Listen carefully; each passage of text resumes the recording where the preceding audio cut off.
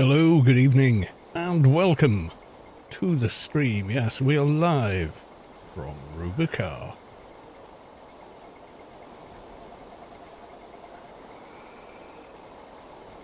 Hey, right. That's the way doing it. Yeah. Oh yes, we were trying to do the trash king. It did not work. Oh well. Let's nip back there. There we go.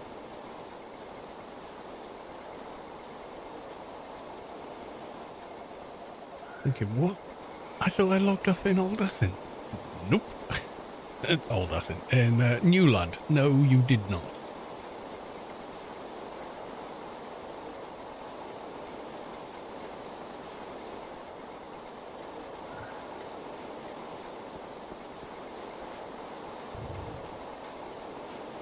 I'm just doing a bit of social mediaing as we're running back.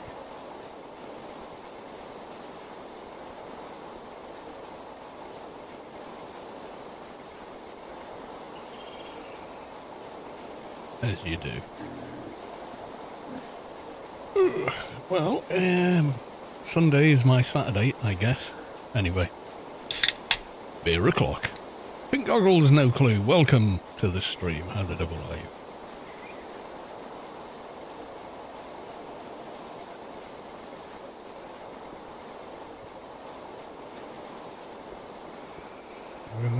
Yeah, quite. Yeah, went a bit too far south there.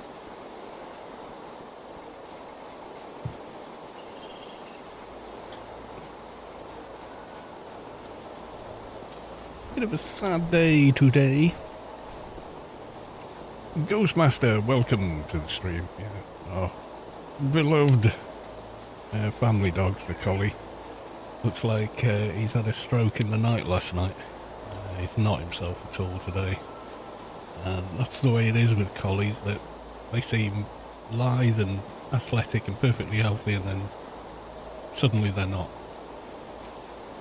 So I'm going to get him checked out tomorrow, but I've seen this sort of thing before, and it's not good. And I have a physio appointment tomorrow as well, so that I can't miss. You know, I need my hand to be working, don't I? So I'm going to say goodbye to him before I set off tomorrow. Because he might not be with us when I get back. That's where we're at today, which is very depressing for everyone that I've just told. I thought I'd get it off my chest. So if I seem a bit less than enthused this evening, that would be why.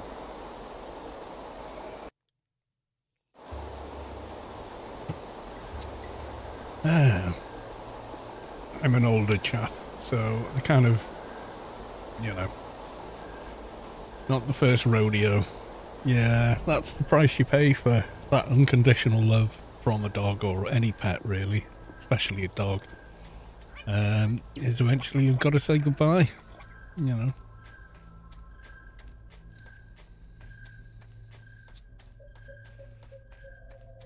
And it sucks, man. Why can't they live as long as us, you know? But, yeah, just don't work that way.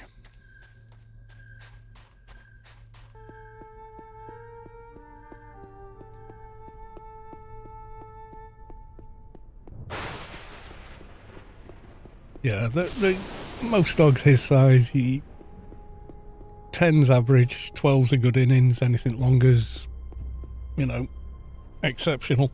So, yeah, he's gone 12 and a half years old now.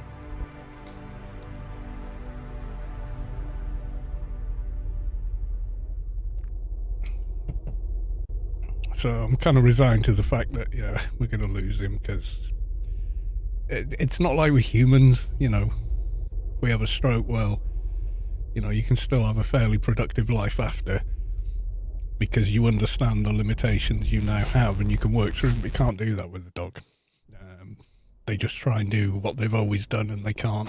It's just unfair.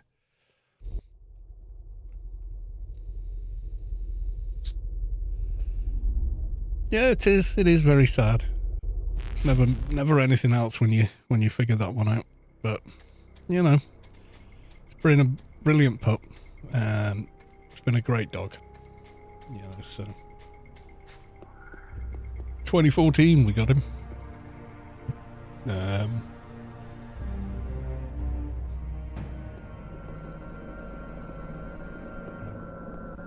You know, one day in the future there'll be, you know, another pupper, another doggo in the house, but it'll be a while. It'll be a while.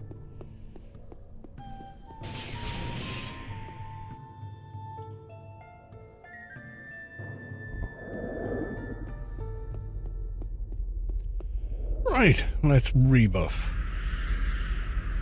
Yeah, that's part of life, you know. You have to say goodbye to things.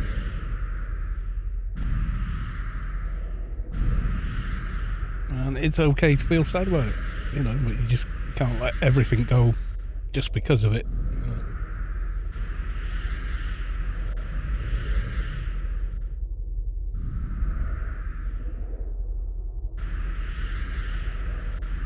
Life has to carry on, you know, still got to turn in for work, still got to pay the bills, so, you know. It feels a bit less laggy than it did on, when was the last one? Friday.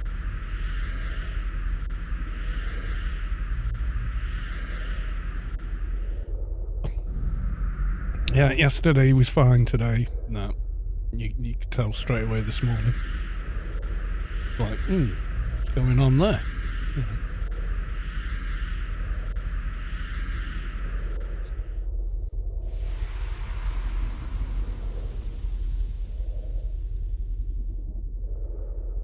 Have I done all my buffs? Nearly. A little bit of lag, but not too bad.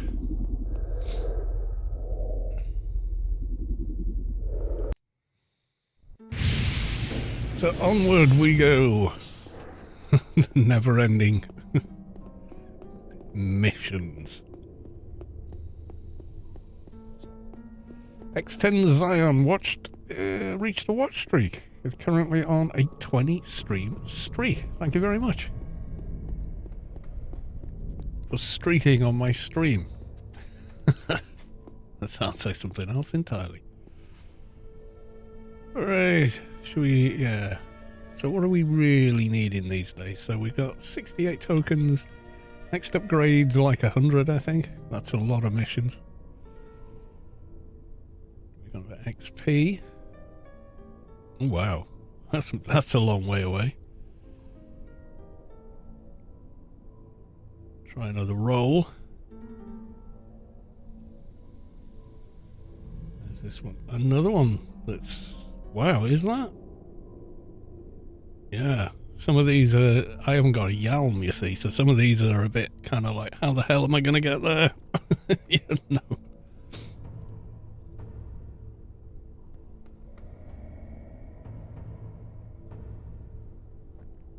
Oh, good God. Yeah, maybe roll from somewhere else other than Newland.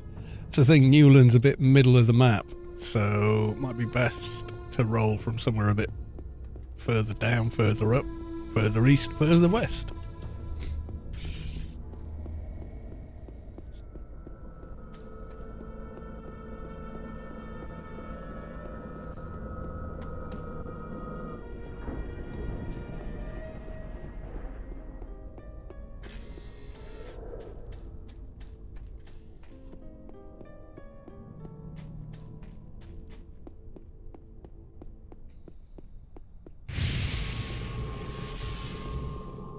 So yeah, there may not be, if what we think's going to happen tomorrow happens tomorrow, there may not be a stream tomorrow night, is all I'm saying.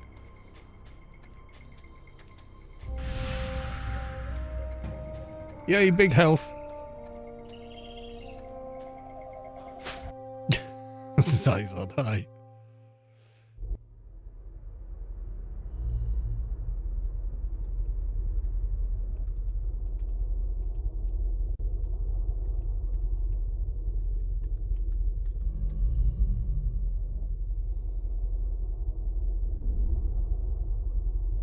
Which prof was the first Carlos? Advi.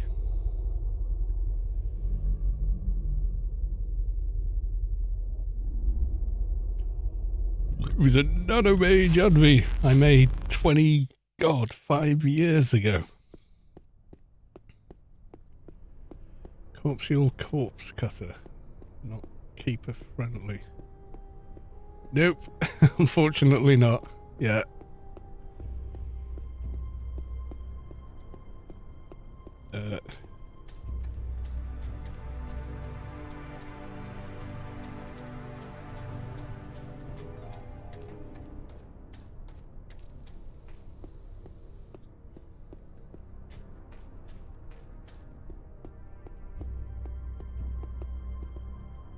Right, let's try a mission from here.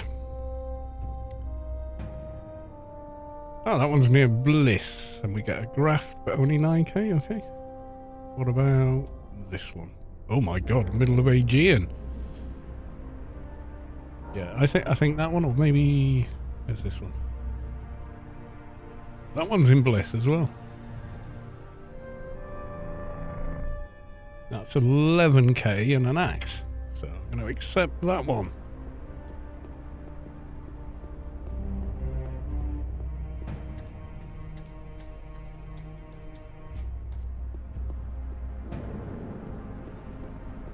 Well, these things come, you know.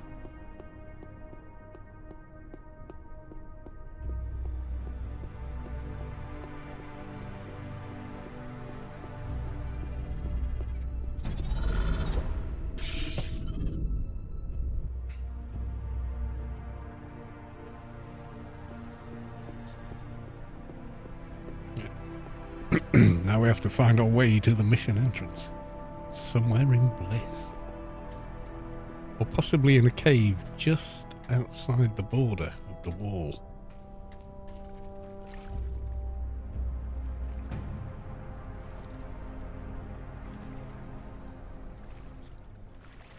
Looking at my mini-map, I can see an X. Could be up here.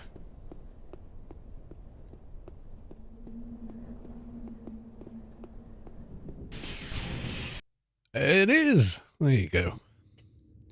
Uh-oh. We've got the intestine mission. Enter attack mode. Moving target located. Oh, it's still got the slightly odd animations going on. It's like jumping between them rather than smoothly. Ah, no biggie.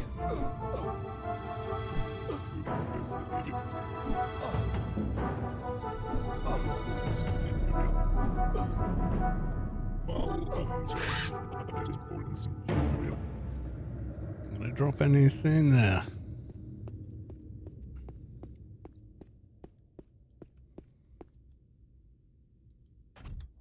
Ooh.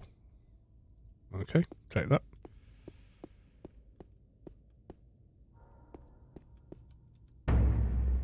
Ooh, got a snake.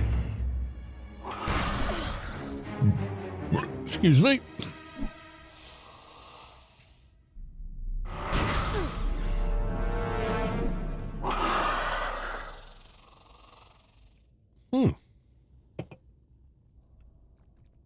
That seemed quite easy to kill. What's this? Energy pack. Okay, sell it. Scanning area. Oh god, flashbacks to Foreman's being ganked by 20 of these when you attack one.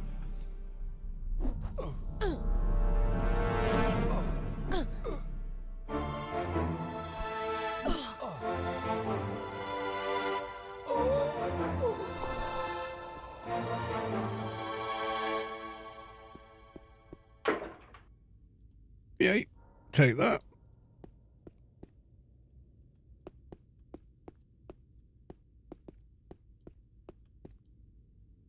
Oh, take those.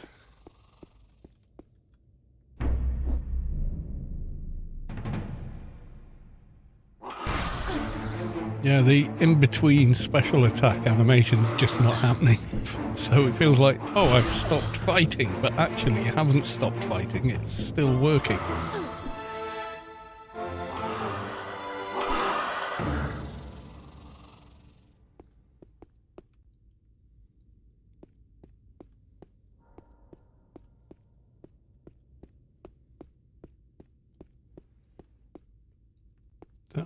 Lootable it is. Ooh, more grafts. What's this one? Swiftness. They're quite basic ones, but given our level, that's to be expected. Well, there's a few items to sell.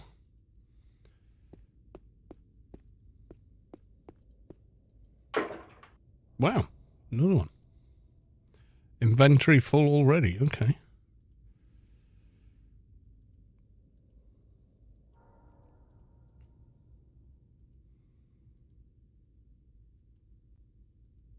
What was the nano? Nano Shroud of Darkness, add all death. Oh, that's an unusual one. I don't think that's too popular. Or wouldn't be, generally speaking, but yeah, you never know.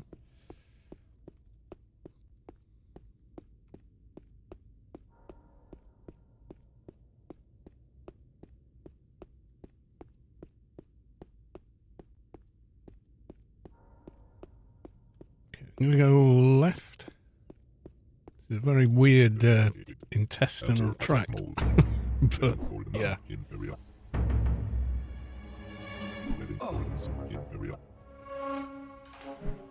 Scanning area. Moving objects located. Coordinates in area. Coordinates in area. Scanning area. I'll be back. Moving objects. Did he just say I'll be back? He did, didn't he? I didn't imagine that. That NPC just said, I'll be back.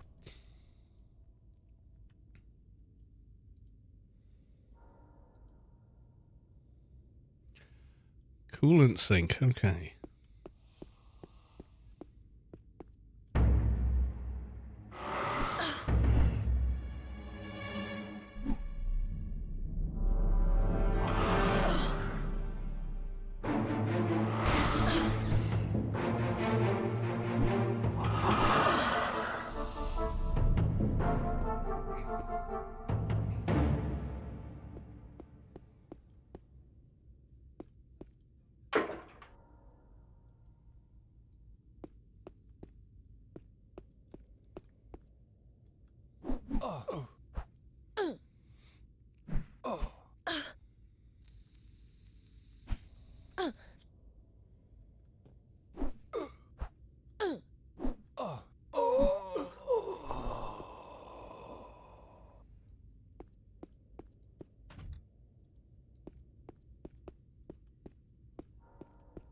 That's the item we need for the mission, I think.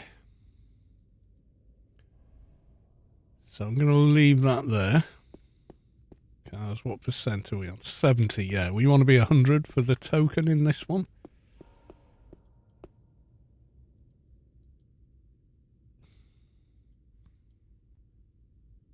If we get through this sphincter door.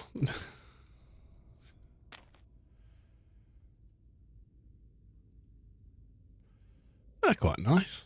Boots with a leopard print, I wonder. Yeah.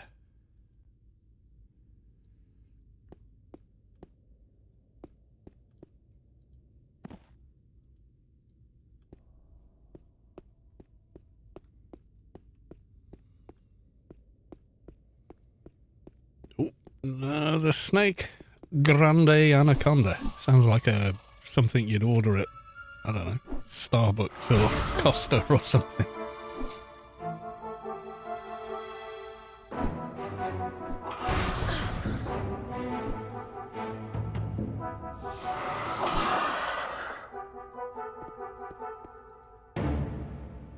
Ooh, 65. Oh, I haven't got NCU again. Oh yeah, these are not working, so we're gonna delete them. And I will pick that up. What level was this one? 57. That is a 65. We wouldn't be able to use it anyway, so. Anaconda has money.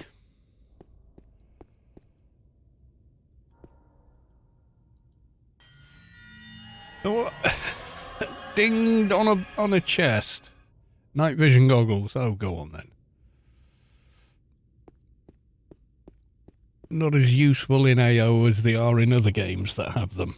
In other games, they're immensely useful for stealth. Right, okay, so if we do that, it's not pouring much into agility. Melee weapons are creeping up. Those are, I think, nano and casting as well.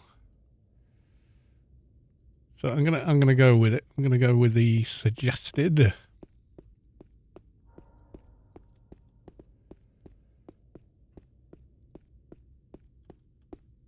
And then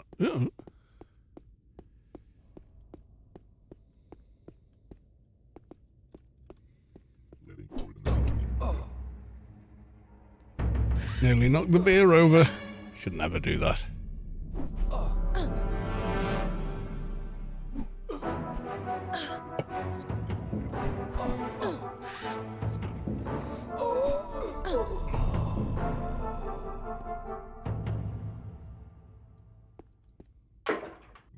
And full again. Right, so we've got loads of these grafts. Flawed defense screen, that could be quite good if hacked. But yeah.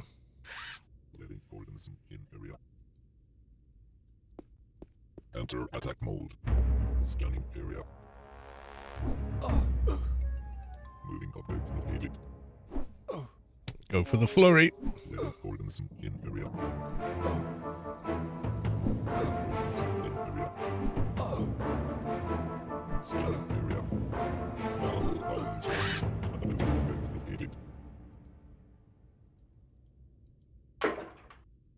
Oh, more stuff to sell. We're at 100%. Okay, let's try and remember where on earth the doohickey was. It was, I think, maybe down here. It was at the end of something, wasn't it? Wasn't the middle one? Was it this left one we went down and found it? Maybe. Let's have a look.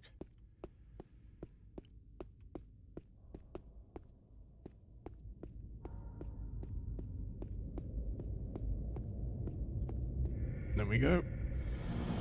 Blunt Rider Executioner.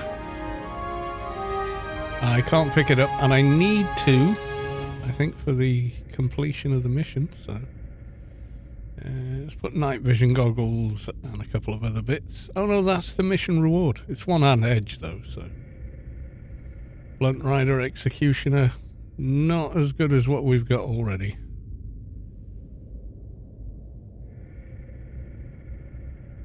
Is that for some reason just not going in?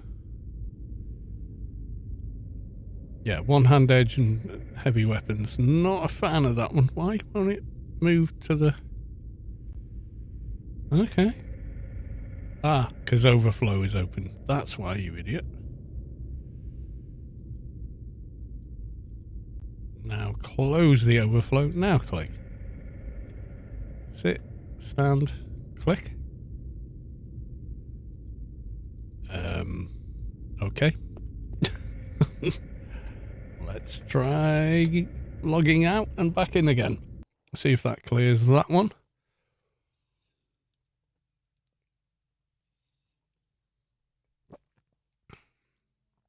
All right, so we're going to log back in.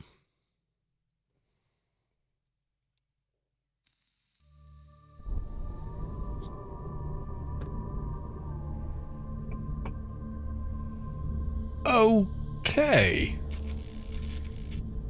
Well, we got the token, but we also teleported to Borealis. I'm not going to complain.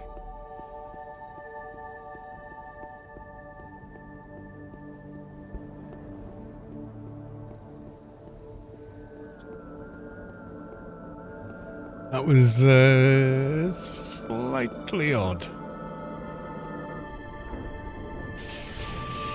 Or would we be better selling to clan-sided stores? Well, let's do a test. Are sided stores better business? So we go to the first one. Here we go. Basic neutral store. So we're going to take this daily retreat. It offers 1,188. Going to decline and go to a clan vendor just to see if same sided vendors do in fact give better prices. They do if you're Omni. I know that.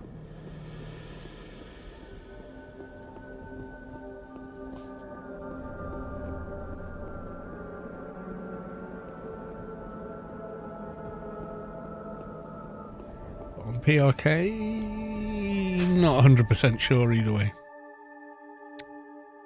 The Fon. My lord, I miss this game sometimes. I was top 2 nanotechnician back in the day. Yeah, what was your character called? I used to play in 2001 until today. I've probably heard of them.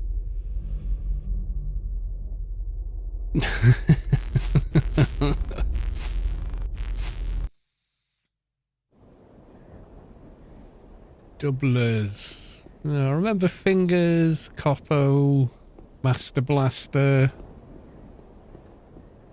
etc. Don't recognise that name though. But maybe you were. But what server did you play on? Yeah, that's the other thing, isn't it?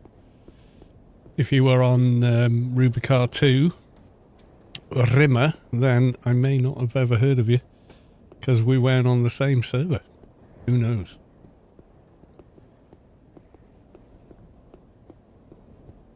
So, outdoor vendor. Let's test this. Exact same price. Okay, let's try an indoor vendor.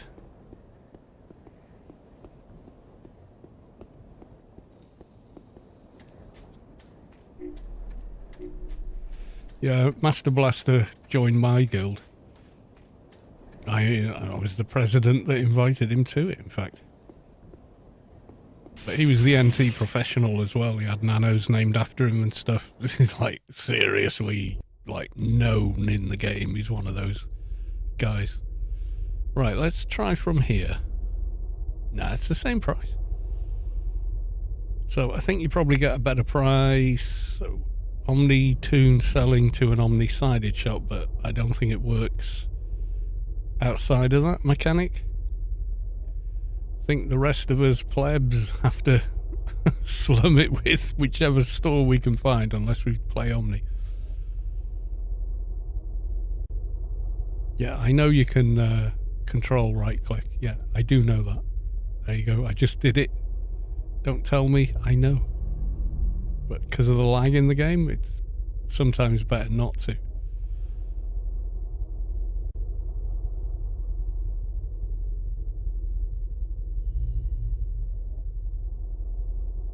That was the trade skill piece we picked up. And then we got these weapons as well.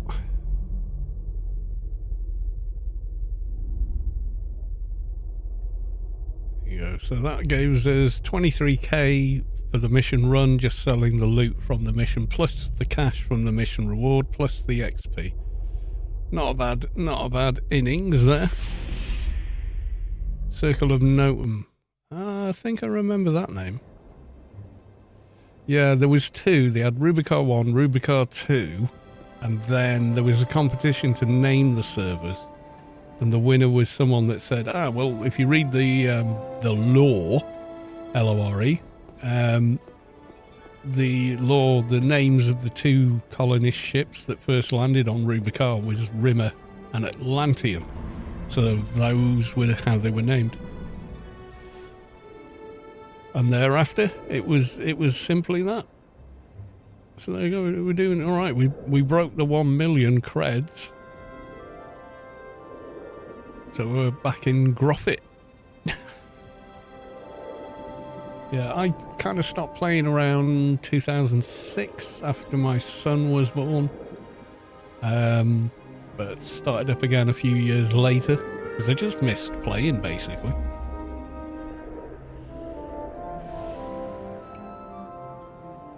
Right, where's this one sending me to? Whoa, out in the wilds. Quite a way away. But you know what? I'm going to accept the mission. And I'm also getting another beer. Because, you know,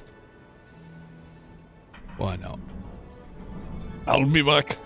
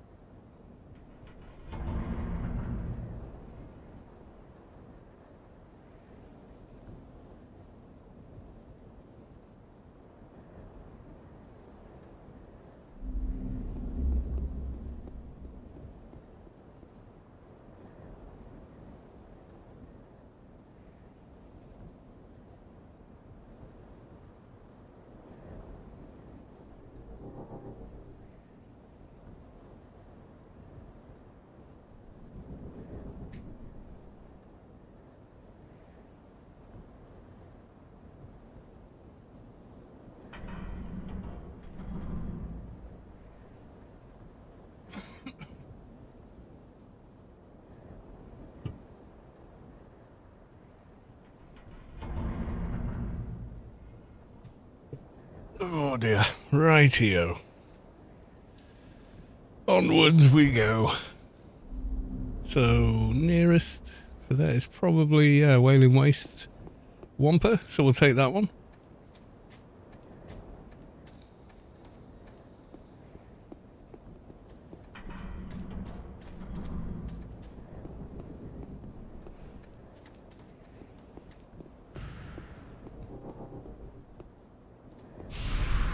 Quick bit of composite mastery, thank you very much.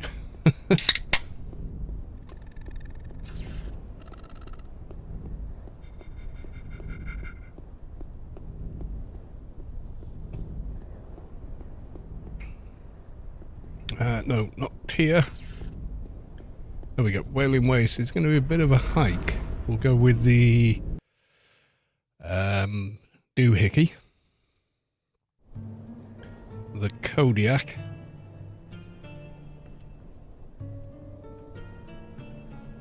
There we go. Fixed it.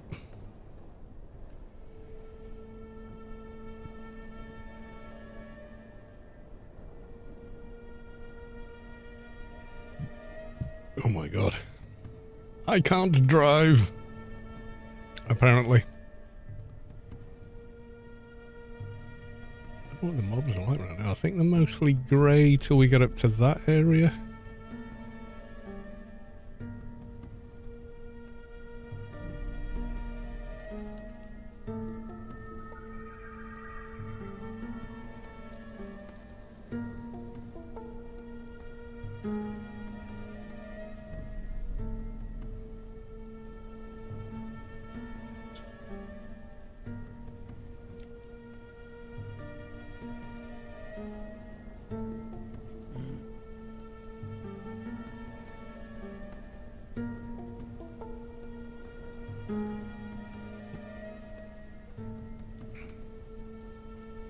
3F1, welcome to the stream.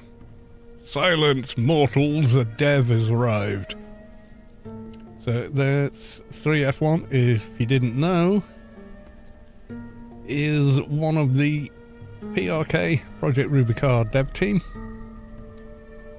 who may or may not have spawned that t-shirt in my inventory that I'm proudly wearing as I run around the server. I'm going to put myself in auto run.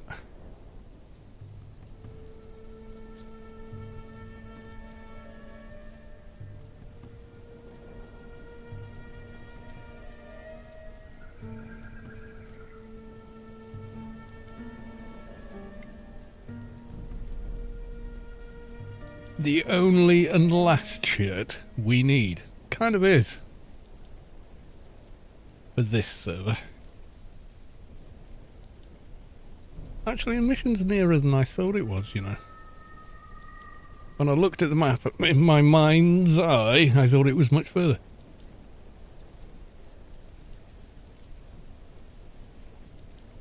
My dad works at PRK. We'll have your account banned. Oh dear. That would be unfortunate. Is this the door? I think it is. Right. Oh, we're in. Okay.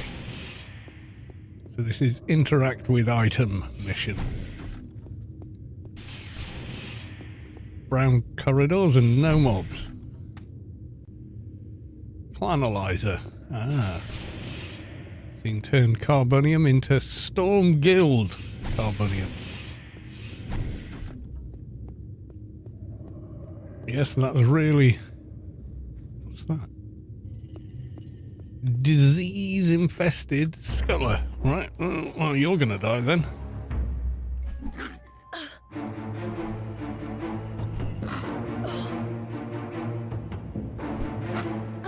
I like the PRK shirt, I do. That is very cool. And quite unique. Oh, wow, we've got a diseased bunch of whatever the hell they are. I think. Little glitch, yeah, range glitch there.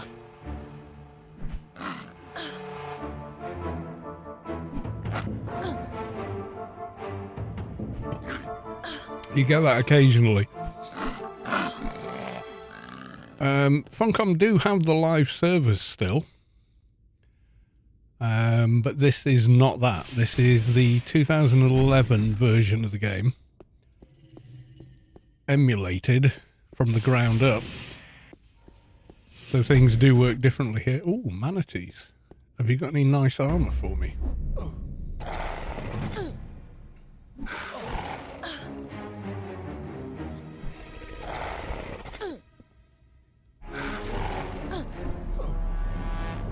Yeah, so Project Rubi-ka's a project to preserve the game, because one day Funcom might pull the plug. You know, you never know.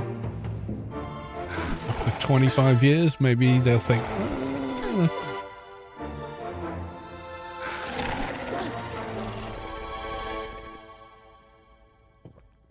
so this is kind of an answer to that. Preserving the game. So it continues to exist, basically. Oh, none of these drums are useful. Okay.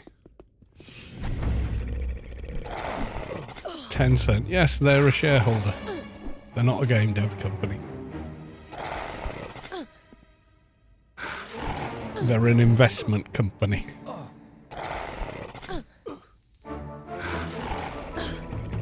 They turn up to shareholder meetings.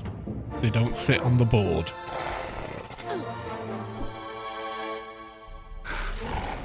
Unreal Engine remaster. Yeah, the time for that was 10 years back, or 15 years back, or whatever. They did release a beta engine Although it's, if you remember the first Conan game, it's loosely based on that. The very first Conan game that Funcom released.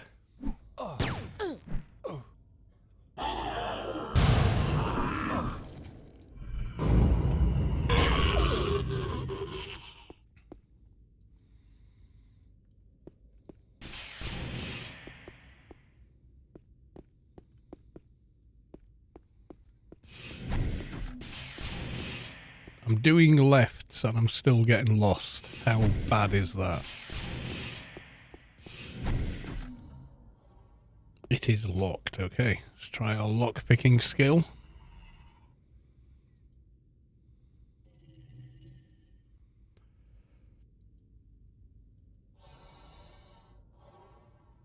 Such as it is. There we go. We get an XP for them anyway, so I don't mind having to click a few times. Hello, sir. How's the grind? Says Anarchy on. I'm saying that right. I'm probably not. Yeah, I think what Bethesda are going to do next is a Fallout 3 remaster. They won't ever do a Fallout New Vegas one, which pisses me off. And Orion. Ah, right, okay. Because they didn't make that game. Obsidian did, who created Fallout in the first place. But I mean, that's a whole other fandom discussion, that is.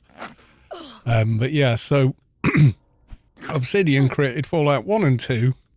Company got into trouble, sold the IP to Bethesda, who then made Fallout 3. And to be honest, that was the first Fallout experience I ever had. I saw the trailer and I just got hooked. Just off the trailer, I was like, I have to play this game.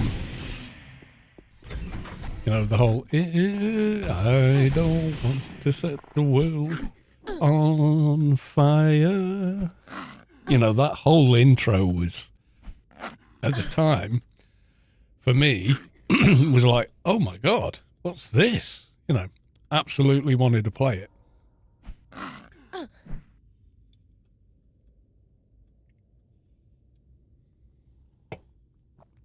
And what Bethesda used to be good at was the world building.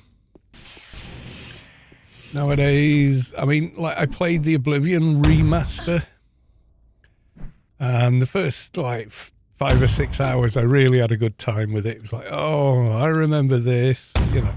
Oh my God, it looks so much better.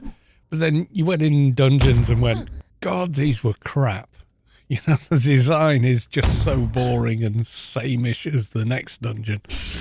It wasn't until Skyrim, really, that they figured out how to make dungeons interesting. Make the dungeon and the world space a character in the game. And then Obsidian did Fallout New Vegas, which had a crap game world. It was flat, it was boring. In between points of interest, there was not a lot. But the storyline, the characters and everything else were amazing. So I'm kind of almost hopeful that now they're both owned by Microsoft, wholly. You know, they're completely bought by them. Maybe they could work together on another Fallout game, you know. Bethesda do the world design, Obsidian do the scripting and plot. You know, the whole storyline around the main quest and side quests.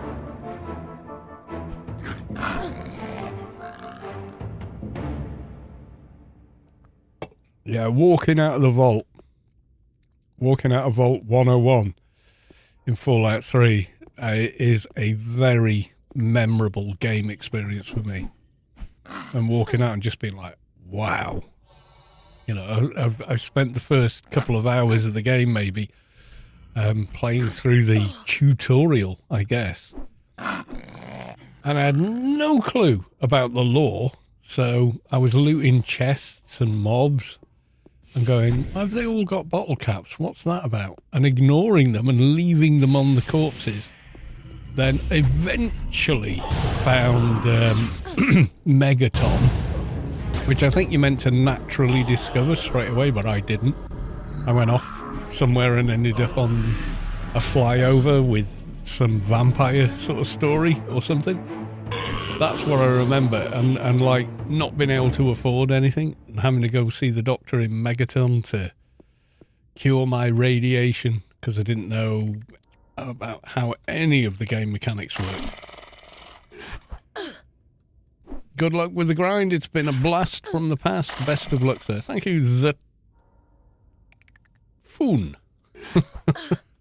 I don't know how to say that either. You know, we type these names out, don't we? We don't think about how they would sound. What is this? I think that is the... No. Radar display. I think that's the mission objective, so we'll leave that there.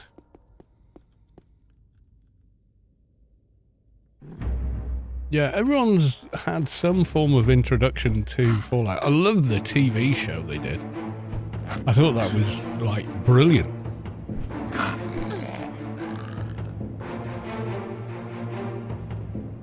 Genuinely loved that. It's rewatchable as well, which I think is the big test, isn't it? Can you rewatch it? How good was it? You know, can you sit and rewatch the thing and still enjoy it? And if you can, they probably did a good job. You know, and that's how I feel about that. Love the main girl, Ella Pernell or something. Yeah, she's great. She's great. First thing I saw her in was Miss Peregrine's School of Unusual Children or something. And that's actually not a bad film. I enjoyed it. It was weird. But I enjoyed it. Manatees, gladiator, and a turret. Come on, out here. We'll fight the turret later. Yeah, I never played the... wasn't there a project to remake Fallout 1, but as a, you know, action RPG, as in first-person 3D game rather than a top-down game like the first two were? There was some project to do it. I don't know where it's at anymore, but I seem to remember that happening. Excuse me.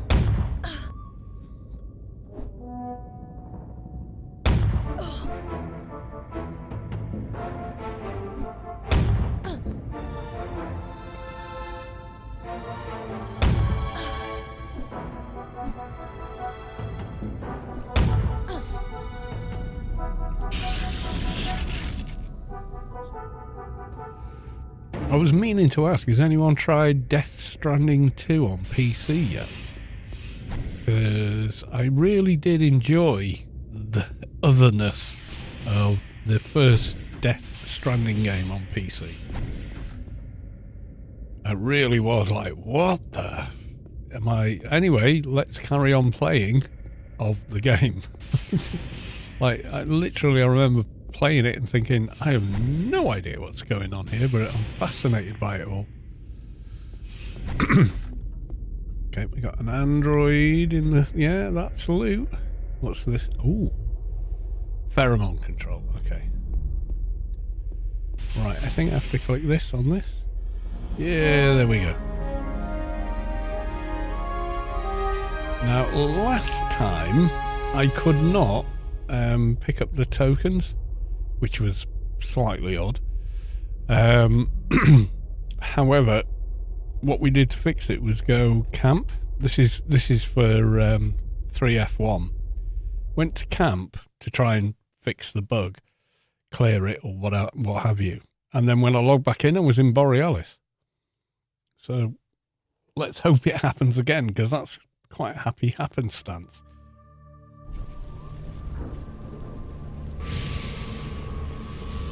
Yep. 3F1. What's that about? I'm not complaining. I think it's great. What the hell was that?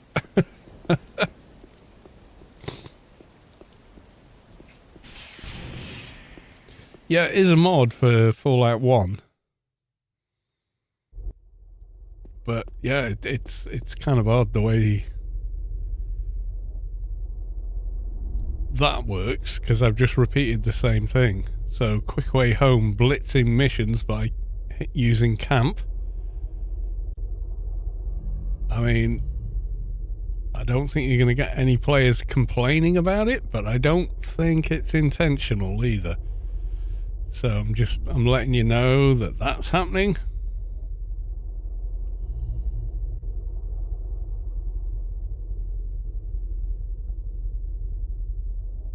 My bug reports are just like 3-hour streams, basically.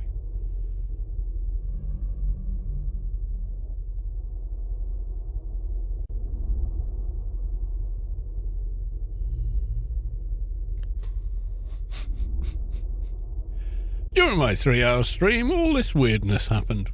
What? Banned for exploiting. Yeah, that's twice it's done it now. So I was able to repeat it. So logging out where the porthole was has teleported me to Borealis twice now. First time was couldn't pick up the tokens, so assumed there was some sort of glitch, bug, something. So attempting to sort of clear a glitch, and it teleported me to Borealis.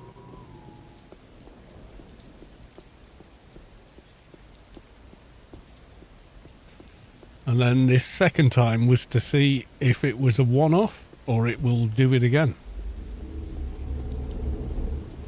And it did, but you know, let's do another mission and see if we get the same result again.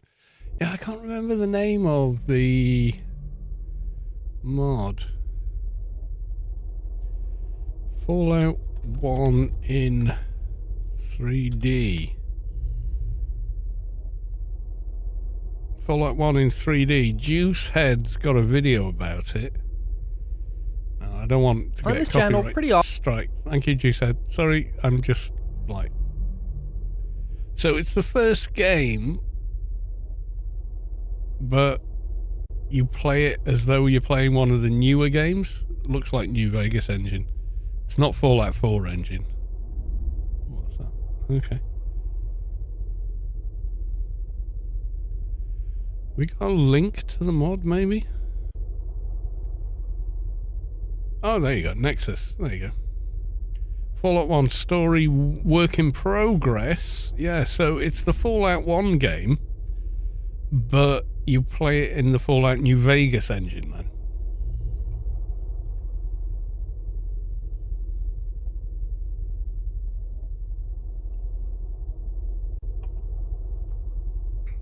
This mod is full of errors and whatever. Yeah, so it's a Fallout New Vegas mod that lets you play Fallout 1 as though it's its own game in the Fallout New Vegas engine. So, you know, 3D combat, etc. But that's pretty interesting.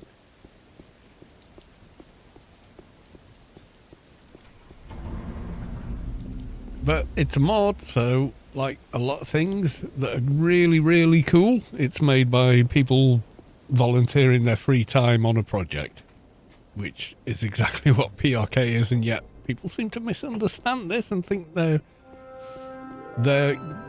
investment of 10 pence entitles them to complain like it's some sort of production game that cost them $70. But, you know, what are you going to do?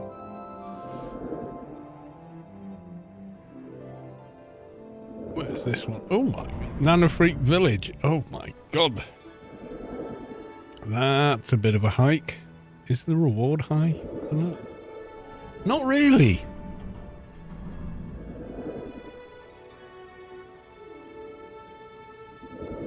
Oh, Bliss. Miles away. Right near a diner. So the Bliss one pays 1,200. The one out there pays 1,500, or 15,000 rather, and that one pays 17,000 for completion.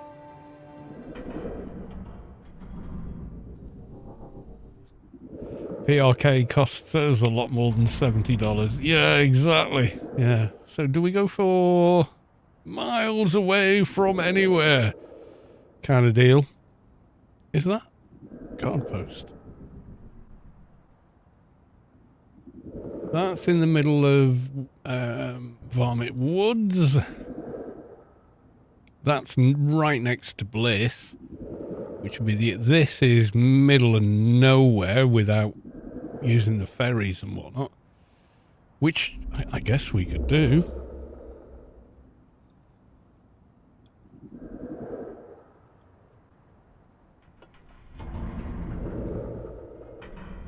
I'm going to go for the Bliss one, just because I can get there without too much pain.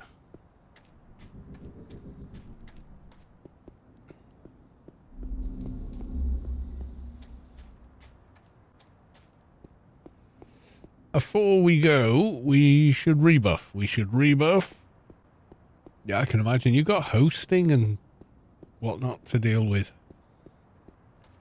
Plus the hours you whittle away at the code and everything else is like, I don't even want to calculate what that's worth in wages, but I imagine quite a bit.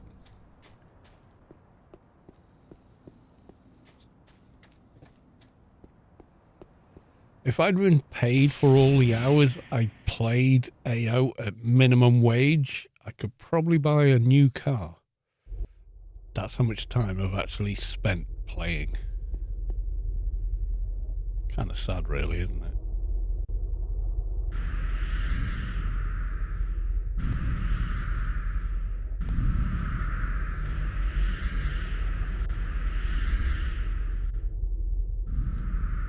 Pay us back by enjoying the server. I do. I enjoy it immensely. As soon as I started playing this server, I just forgot about the live server. That's all I can tell you. That's 25 years of gaming on it, forgotten for the sake of playing here, which is a lot.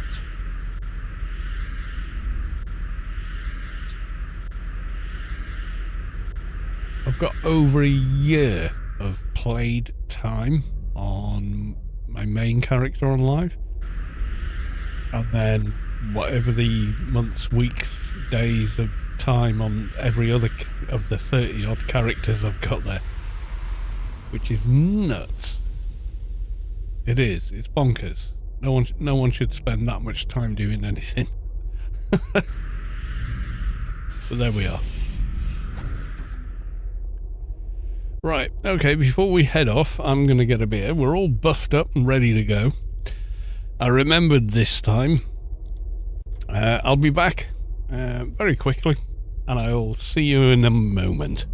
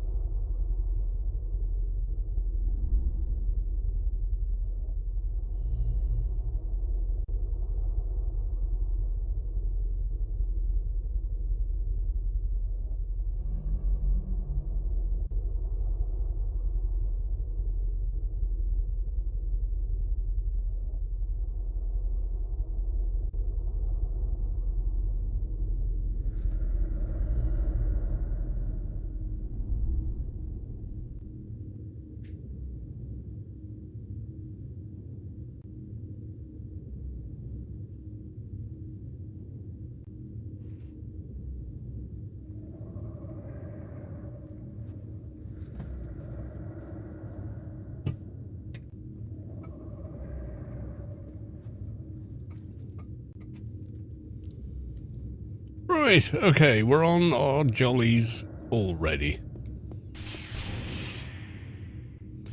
Does PRK have more players than official AO? Unknown. We know exactly how many players are on these servers. However, we do not know how many individual players are on the live servers because Funcom never published those numbers.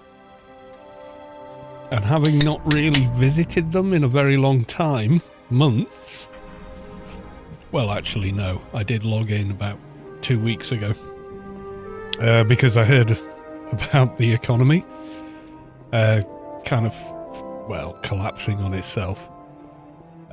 Grace is selling for trillions, this sort of thing, and I was like, no way, I have to see this for myself. So I logged in, checked out the GMI, and yeah, pretty much, yeah, trillions.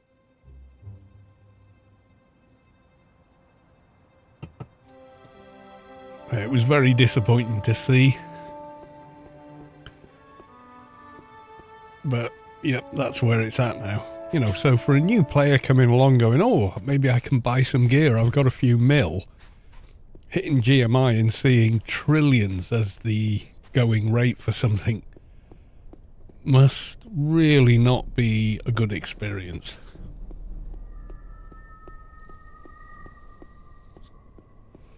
And like the vast majority of that money is not generated legitimately. It's all from duplication, hacks and crap like that. We know it, you know, but Funcom have never acted on these people. RMT is shambles. It's just ridiculous. Oh, we've got an important tech wrecker. Tech rejector even.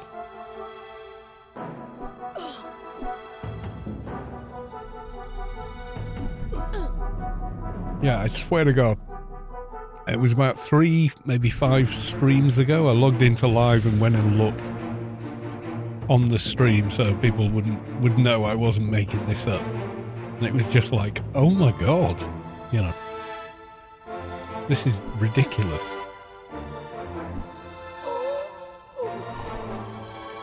So to transfer 1 trillion creds, okay, billion was bad enough, but to transfer trillions, you would be dealing with 1,000 emails, all for 1 billion each, or 1 million each rather. It's just an unfathomable amount of inflation for anything. It's just crazy. Shadowlands is functional to a point. Oh, does it come with any expansions? Yeah. Kinda. A little bit.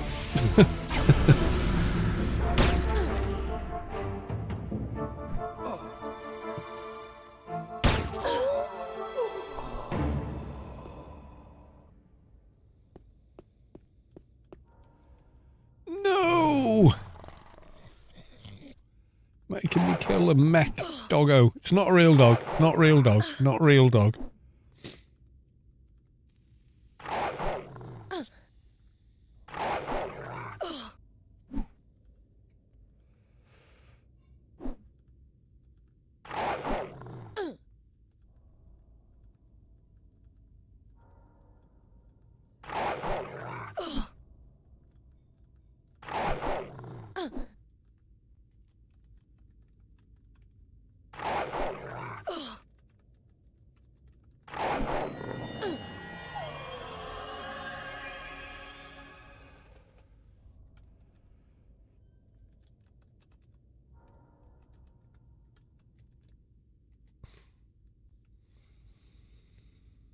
That was another level. So suggested. It's just chat. It's just GPT 5.5. Yeah, the calls I take at work, I've had people saying, "Oh, this has happened," and I went on Chat GPT and I went, "Do nothing that program or software tells you to do. Do not put yourself in danger," which you are doing by following its advice. For God's sake, don't listen to it. It's terrible. Hey, is this mushroom safe to eat? Sure, eat it.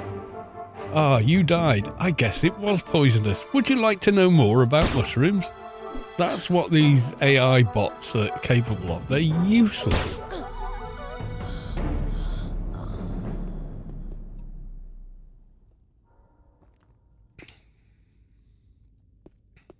Ooh, another important tech rejector. I have to think that today, 3F. So we might be saying bye-bye to the family puppy tomorrow, most likely.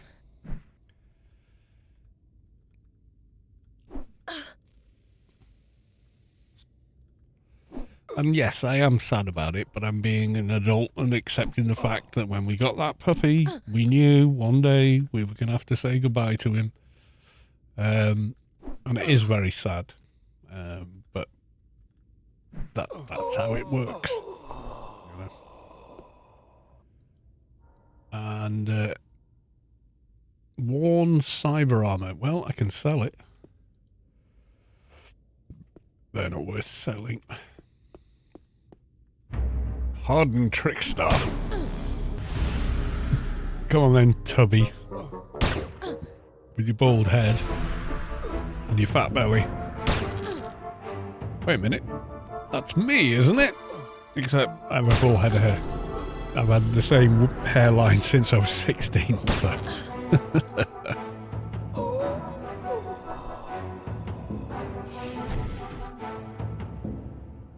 Just oh, carbonium rock. Okay. So we're going to have to live with the snare. What I miss from live is getting rid of snares by sitting and using a med pack. I do miss that.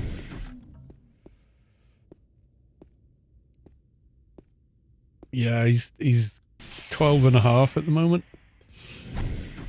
He's a medium-sized collie. And he's been an amazing companion and family pet. Yeah, he looks like he's had a stroke. He's going to the vets tomorrow. And unfortunately, I have to be in another part of the country for physio. So I can't go with him. But it'll be with Mrs. Kalos, who for him is... I paid for the guy, but she owns him. He is absolutely her dog, you know.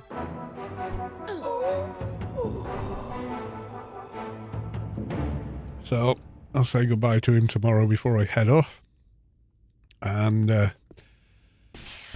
come home to a collar. Oh, night vision goggles again.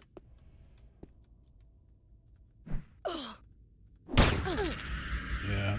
Longest I remember a dog living, it was a poodle terrier cross we had when I was a kid. Until I was a young adult. It lived 17 years, that dog.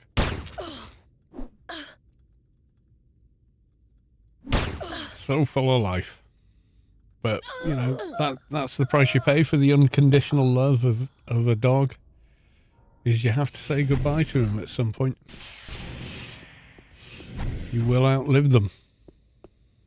Unfortunately, they don't live as long as we do, and, you know, cost of the joy of owning them, having them in your lives, is eventually you will have to suffer the consequences of saying goodbye to them. That's life. It's painful. It's not comfortable, but, you know. Shadow. Hey, Collis, are you gaming? I'm nostalgia-ing, I'll have you know.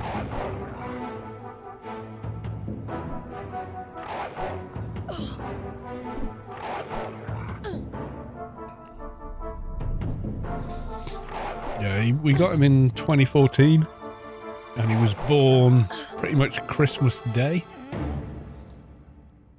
According to the farmer, we bought him off a farm.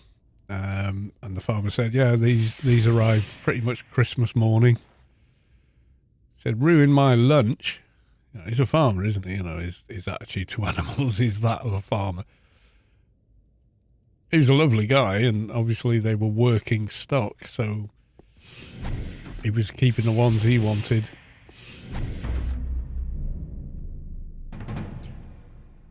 unofficial, what's the difference between Rubi-ka and Rubi-ka 2019?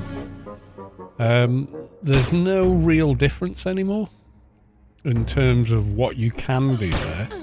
The difference is you can only play on Rubi-ka 2019 with a paid account, and the population is vastly lower. Oh, and there's no GM either.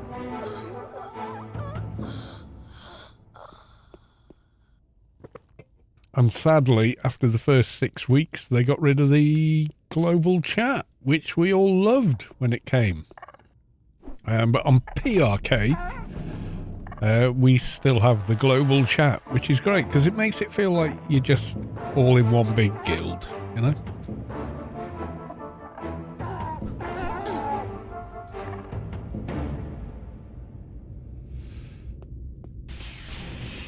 Ooh. I've not seen this room in a very long time. Android NCU, okay.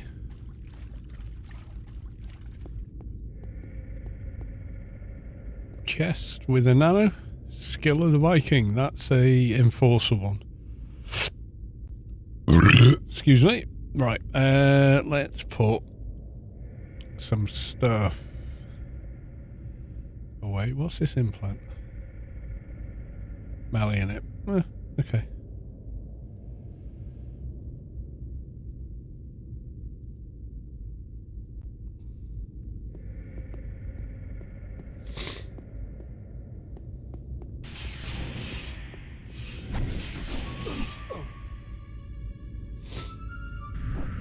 Yeah, 2019 when it started had a level cap of 15 or 10, something like that. And only like the base game and Note Wars was active. And then gradually over several months they unlocked higher levels and other stuff. But as it exists now, it's basically a clone of the live server. But the economy is vastly different. Because there's no GMI, so there's no integration with a broken economy. Quite a lot of people will go off and do what they call an Iron Man there. Iron Man is not a definitive term, it's whatever people want it to mean. I did a Frube playthrough, and because I joined my own guild and gave myself money, they went, "You were doing a Frube playthrough, and then you sold out and joined your guild and used the money and resources of your..." I was like, that's not what Frube is. Yes, it is. And I was like, in your own mind, it might be, but what you're describing is an Iron Man. Which, the Iron Man ones are that you play, but you only play with the other people in the Iron Man. So that doesn't work for me because my play time is so limited. I wouldn't have time to be online to do stuff together.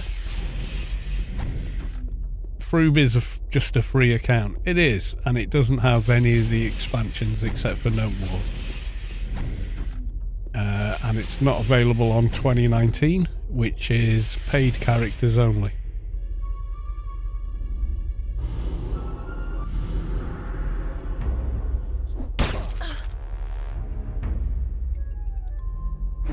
So you can make a Frube on the main server, run around, have fun, do whatever you want to do, play with other Frubes, etc.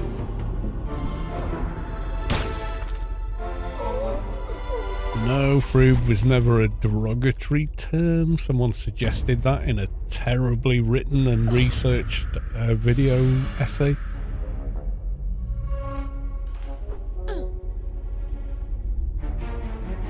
And they really didn't like being corrected about it.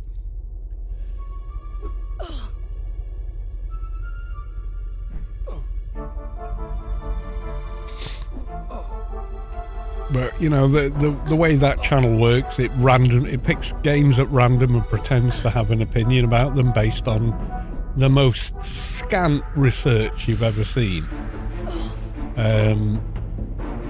Like, it's like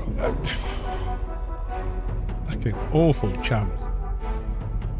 Terrible fucking content. So repetitive. It's worse than me. And I am so massively repetitive. Oh my god, he's playing Anarchy Online again. I know.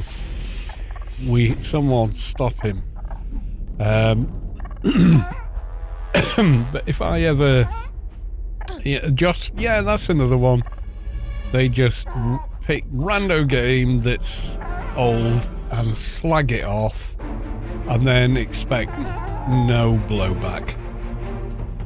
They doubled down and did the YouTube thing of, oh, that video got a lot of views, do a follow-up video. Which was a very calculated and predatory action to do, and I get it because that's how the system works, but I've never given a shit about YouTube views or anything else.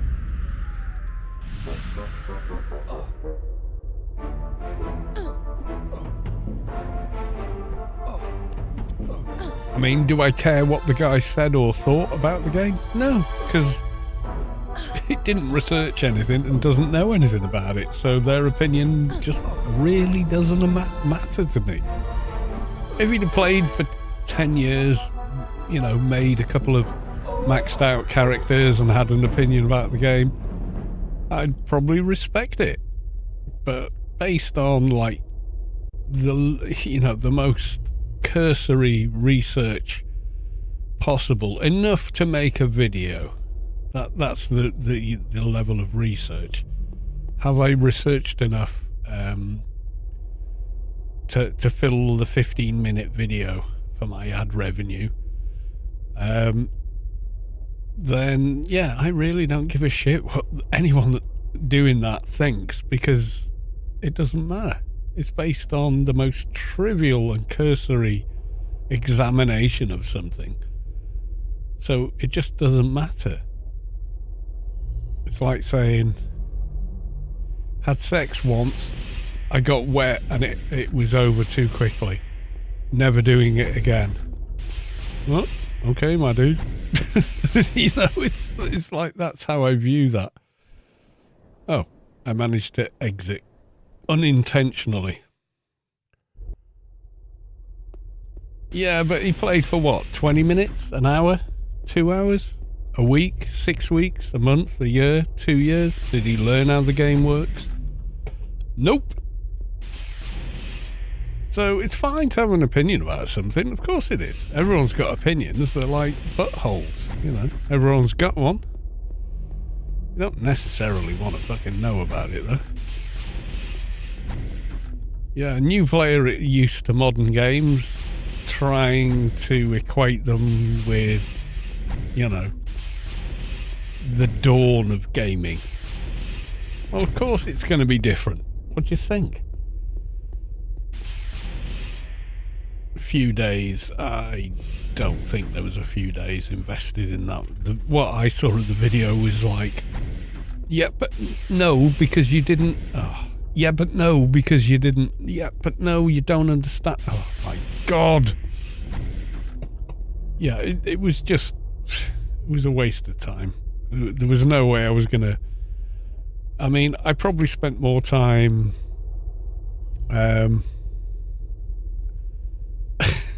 I don't know, looking at the video and thinking about what was wrong than I did ever thinking about making any kind of comment about it. Right, so third test, 3F. Let's see what happens. We're going to camp next to the porthole.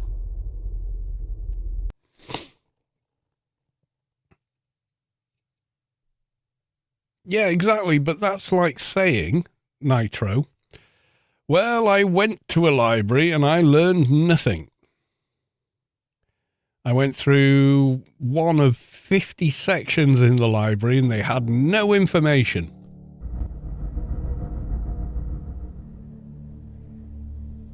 That's the problem.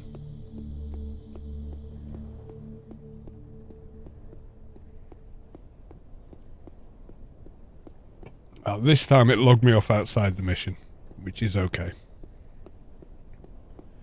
Oh yeah, and any new player expecting instant gratification, solutions like flagged up and telegraphed in front of you is going to struggle with a game made 25 years ago. Yeah, of course they are.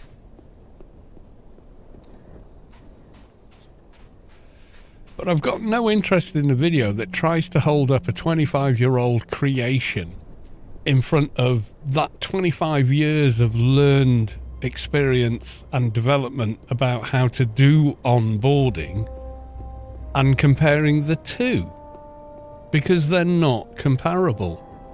You got to remember, half the companies making games today didn't exist when Anarchy Online came out, or they didn't make games anything like it. Yeah, choosing Borealis randomly though from long distance missions is pretty cool. We grew up in a messy, yeah, exactly. We grew up with messy game mechanics or unclear stuff, yeah.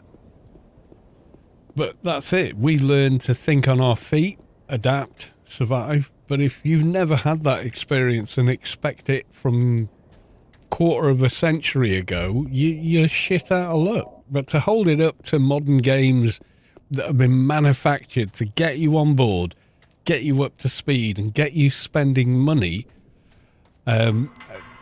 it's like going, yeah, but my NFT, it should be held up to the same regard as the Mona Lisa. No. Sorry, my dude, but no.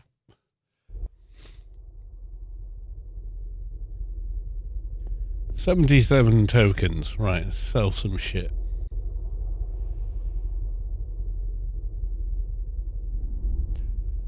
One of the most innovative games in that regard was probably Half-Life, you know. The original, the OG Half-Life. You spend, unlike first-person shooter games of the era, you spend the first, 10 minutes of the game passively absorbing the world. And the world doesn't care that you're there. You're incidental to it. There's no main character syndrome until after the first 15 minutes. You're no one. You're late for work. You sold out and cut your ponytail off. Yada, yada, yada. The main players are watching you go to work, but they disregard you. You know, and it's not until you push the crystal into the whatever the hell that was that the game actually starts. And that was an incredibly brave move by Valve to do that, I think. You know, to go, what about if we do this? Yeah, that was pretty inventive. Most games now, the second you're in, you're the second coming or something, the equivalent of. And you know that from the outset. I mean, there are mods for Skyrim to do away with that, where the NPCs, you got a Riften on your level 1 that's never stolen anything, and he ignores you. He tries to sell you something, and that's his interest in you. Done. Doesn't care. You're no one. It's not until you've gone around Riften a couple of nights stealing things that he notices that actually you might be useful. You could be quite a good thief. So then he invites you to work with him. I can't think what the mod's called. I don't know if it's called anti-main character syndrome or something.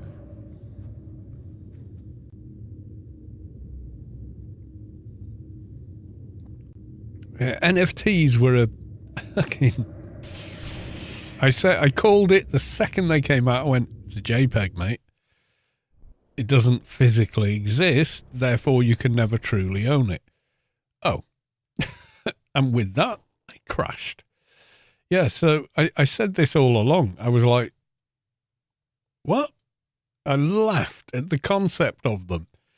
So you're going to say your JPEG that anyone else can screen grab is worth X million dollars or whatever. And I was like, but it's not, though. It's a JPEG. It's a little piece of data. It's worth nothing. Nothing is underwriting the value you're putting on it other than its uniqueness.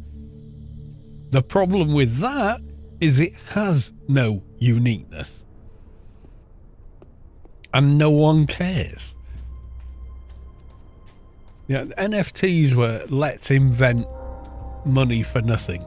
That's what NFTs were about. Let's make something worthless worth money. That's what it is, and nothing else. Yeah, new games are designed to get you on board, get you fessed up on all mechanics immediately, so you can play, because you know everything, in 10 minutes. So in order to do that, you also have to dumb down the mechanics drastically to make that possible for your average person. Okay, some people can understand more complex things than others. That's just how the world is. So they dumb it down so that Joe Average can spend 10 minutes and go, yeah, I know what I'm doing. I know what every control is and how the mechanics work. Wasn't even JPEG, but link to find. Yeah, this is what I mean. People went, this is the most expensive JPEG in the world. And I went, print screen. Hey, I'm second richest man in the world. I have the exact same one. Woohoo! It was like, what the fluff are you talking about? Elite, hello again, Carlos 2. Hi chat, welcome to the stream.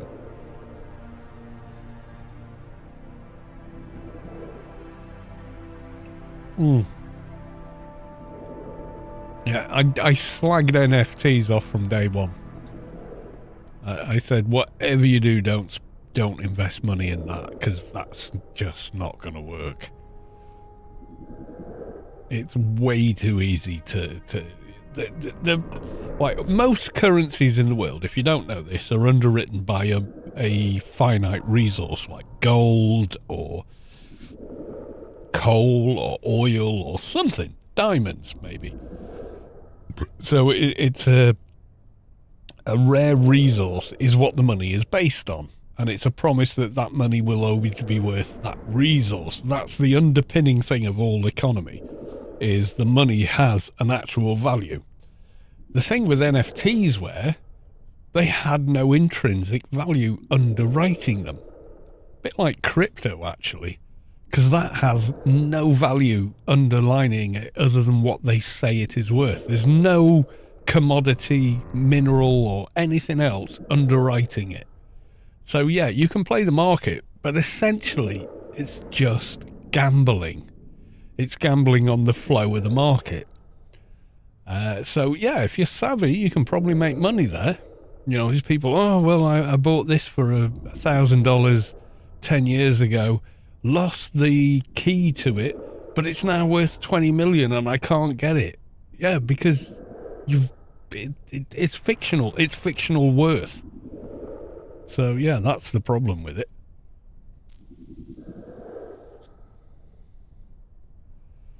Some FT scam even replaced all the JPEGs with images of rugs, and technically there was nothing illegal about it. Yep, this is it. That's it. There's nothing underpinning the value of an NFT or any cryptocurrency. Crypto is basically used to move money around illegally. That's it. That's what it's really doing, and everyone around the carcass is just chewing off little bits like piranhas to make a bit of money on the side. But that helps create a smokescreen of activity around a much darker activity underneath, which is moving money that shouldn't be moved.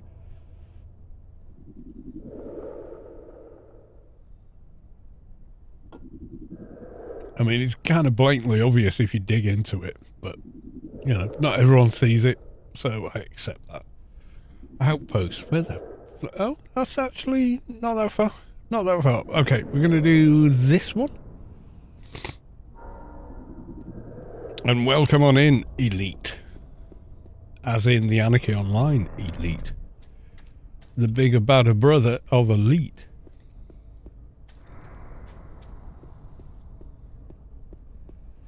But the thing is, you got to remember, 2023, we were laughing at how bad AI videos were. Remember, was it Will Smith eating spaghetti or something? It was like, oh my God, how could anyone possibly believe that was real?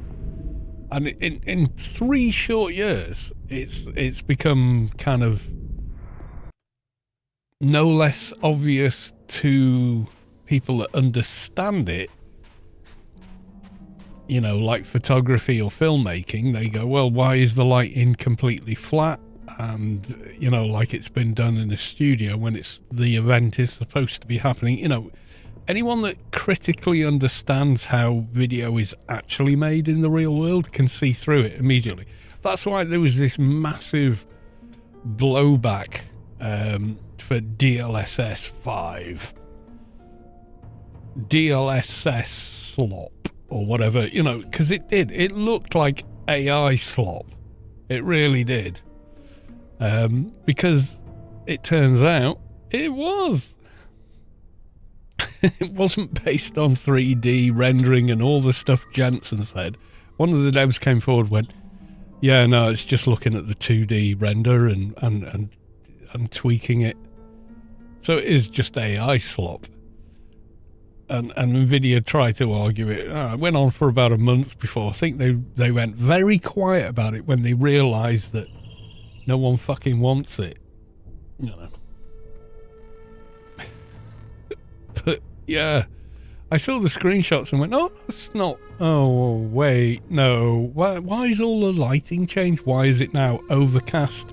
You know that because like at the minute, I've got a direct light source above me, so the shadows on my face downward are quite strong, but I've also got a light over there lighting up the background, and then there's a light over here which is lighting my face rather than the monitor.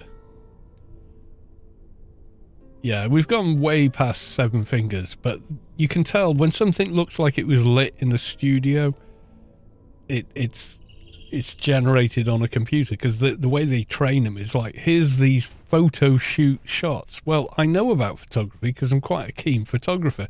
I've got a 35mm camera, bunch of lenses, so I know about how photography is done. And when you're doing product photography, all the light is filtered. It's never done in direct daylight. It's always done behind, you know, an opaque thing, to give you that diffuse light, which lights things in a kind of particular way, but also it's instantly spottable once you know what that looks like. So yeah, it's a weird one. But yeah, and also like the CGI of today doesn't blend. So they filmed the CGI under those studio conditions with diffuse lighting, and the reason it looks fake is because if it were filmed in the real world and there's an explosion behind you, you would be underexposed and the background would be very bright because it's a big explosion. So yeah, there's all these other factors, and I constantly, and then just knowledge of the world helps as well, like how big is a barnacle? Do barnacles cling to fur on polar bears? No, never happens. And then you see the videos of, these miners in the North Pole where the polar bears live, where there's no minerals because it's ice on top of an ocean. Save a polar bear cub from the barnacles. And the mother cub is grateful, and you see these like 3 or 4 sequential shots. It's all complete and utter bollocks to anyone with fucking any knowledge of how the world works or animals work or anything else. It's just like, oh my God, how did you fall for that? Well, it seems like the mission is right ahead. Or not. Oh, yes. Yes, it is. Can't produce a picture of a full glass of wine because the AI, what you've got to remember with AI and all the rest of it, it's not AI. It's not artificial intelligence. What it is a plagiarism engine or a plagiarism algorithm. So it looks at what already exists, creates a effigy of what it finds, redefines that to suit the question or input you've given it in such a way that it should appeal to you based on your input. In other words, it's an amoeba. So it's stimulus, that's your input, and response. That's it. There's nothing in between except the algorithm itself. There's no intelligence whatsoever involved. And that's from some of the greatest minds on our planet looked at it, and I felt before I even watched that video was like, yep, that's exactly what I'm seeing. But you know, corporations are like, but it can replace people, and we don't, and we have to pay people wages and things, and that's really annoying because we're not making enough money, or we can make more money by making a computer program do the job they do. And it's a big massive house of cards, I'm telling you right now, because people are getting better and better at spotting it. Even people that don't know about photography, don't know about this, don't know about that, they're starting to develop an instinct, because we are far more complex thinkers and intuitors than any computer algorithm could ever be, because we've had 4.5 billion years to learn how for survival, and it's our own creation. It's the clay we've made it out of. So people are becoming better and better at figuring that out, and increasingly want to reject it. Case in point, DLSS 5 was roundly and rightly dismissed as AI slop by a community that are focused on graphical image on a computer, gamers. Okay, so we know when things look real or beautiful or whatever, because we're exposed to that in that medium. We go, oh, that looks really real. The shadows connect, it looks right, there's a depth of field, feels right, etc., etc. Far more than average Joe playing fucking, I don't know, Candy Crush on their mobile. But that's why the backlash was so hard against it, because they were dealing with people that can see it and go, that's fucking AI slop. And they were right. Anyway, back in a minute.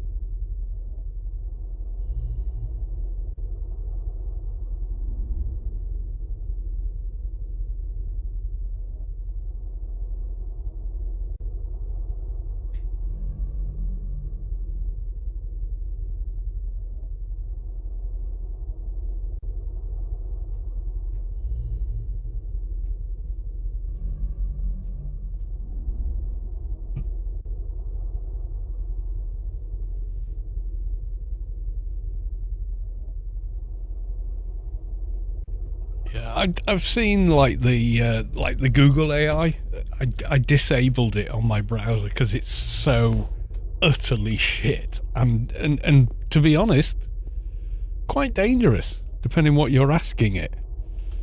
It will tell you things are safe when they're absolutely not safe, and I know because I did it professionally. You know, like I did electronics repair on TVs, and long before computers were a common thing. And I mean, yeah, we had computers in schools, and maybe a couple of nerds had one at home. But they weren't like today, where everybody's got a computer of some description, whether it's a smartphone or whatever, and your life kind of depends on having one to function in the modern world now. But back in the day, they were an oddity almost, So I asked it a thing about TV repair, and the advice was dangerously wrong. And I do mean dangerously wrong. Like, you will possibly die from electrocution if you follow this advice.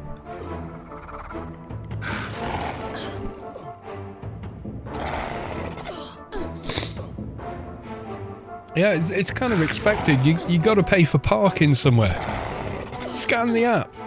But you daren't scan the QR code, because the QR code could be fucking anything. It could be, give me all your bank details and send me money, So if it has that as the pay here, I don't park there. Because all you got to do is put a sticker over the local authorities sticker, and you're sending money to bloody India or somewhere. God knows. Anyway, going for a pee.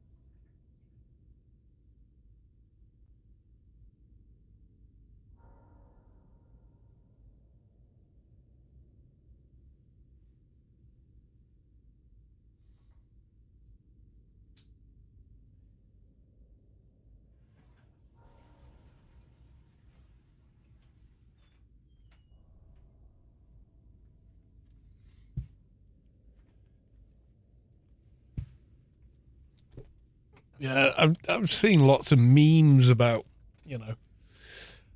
whatever, but yeah, you can easily bypass Google AI if you use Google as a search engine. I remember before Google, we used Ask Jeeves, HastaVista, a couple of others, and Google came along, but it did pull up really good results. And I was like, there's got to be a way that's a thing again. So someone give me a search term. Someone give me a search term. Short, like 3 words at most. Come on. Come on, the chat. Let's hive mind.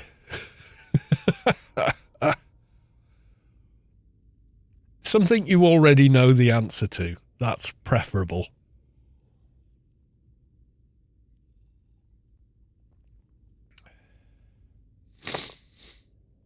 You can see my last searches. Yeah, they did an update on June Awake, and it fucked up all the NVIDIA settings. So I was Googling to see if anyone else had encountered it and what they did to fix it quickly.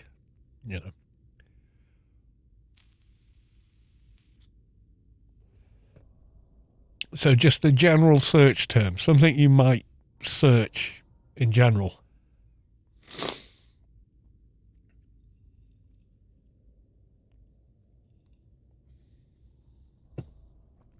Yeah, the thing with the wine glasses, wine isn't served that way.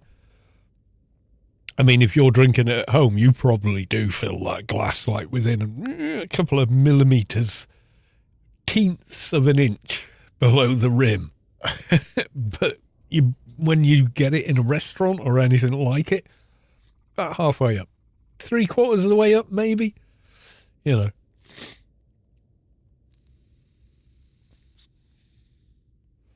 No one got a search term. Anything. Anything that's work safe before you start typing rude things. I know what you're like.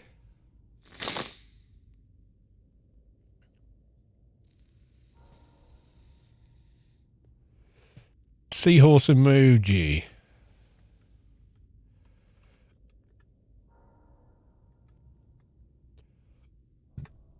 Just because that was the last thing said. Mandela effect. No evidence the seahorse emoji ever existed. Okay. Is there a seahorse emoji? Alright. Don't know my emojis. Now you notice what's missing here on this page.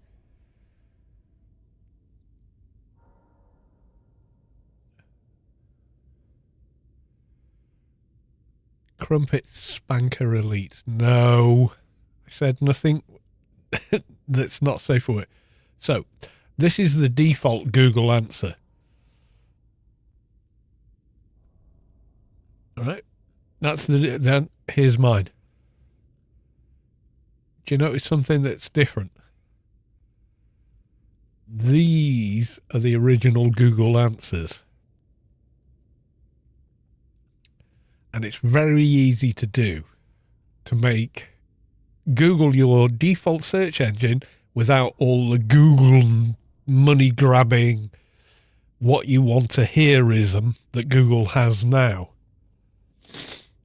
It just needs a little tiny line of code that doesn't have to be updated when you update Google, because what you're doing is changing how you're interacting with their search engine by creating a new engine.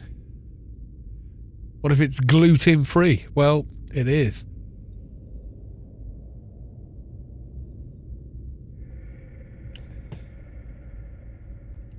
So let's do Capac. Safe to touch.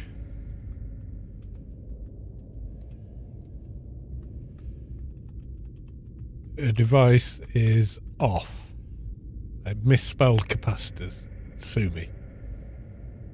Let's search it anyway. It'll auto-correct it, I guess. So on my answer, you get Reddit, Quora, Facebook, our capacitor events, how to discharge a capacitor. Right, let's see what the AI comes up with. Oh, it's changed because it used to say yes. Yeah, because the capacitor stores energy and then releases it. So all you need to do is tweak your search engine address line. That's all you got to do, and you can get rid of all their garbage. Caps aren't dangerous, they're not working, or discharged. Once discharged, they're not particularly dangerous. Mew Catalytic, welcome to the stream.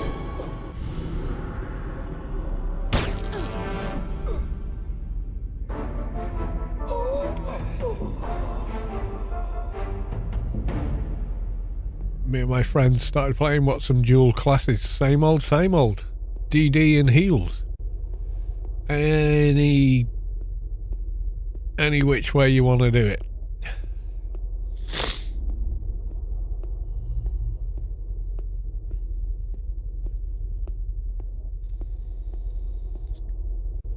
Tank and heals, probably more. Someone that can take the damage and someone to heal the damage.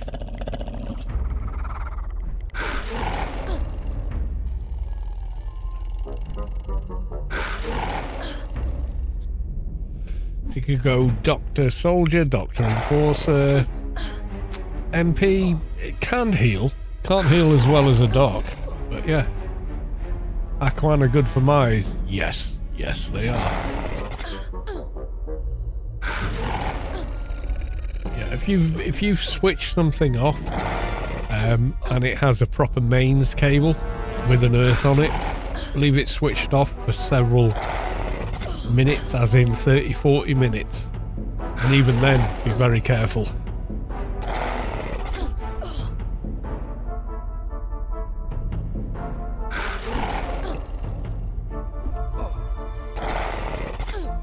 capacitors hold energy but release it in an instance or a pre-subscribed amount of time once their connection is made, depending on their capacitance.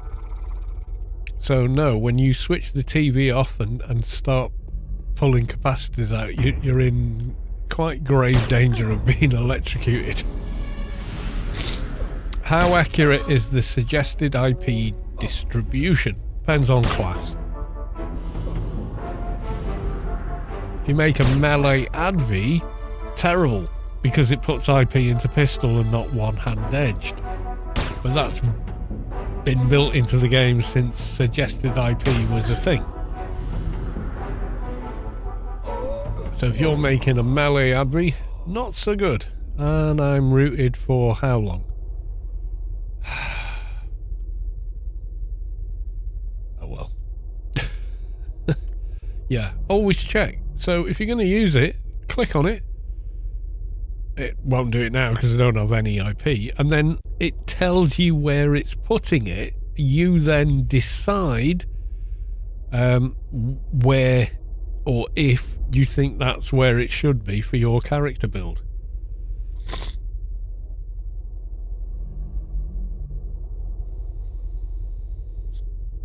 Yeah, you can diffuse capacitors. If you're an electronics engineer, you know how to ground them and earth them out to clear them, you know. You have them in your inventory. Oh yeah, so I do. But it's already gone and we've been discussing it because I'm a very low level character here. So it hardly matters. It's not like getting shackled or something. Oh my god, 27-minute bloody snare. That's redonkulous, but very useful in Sector 42.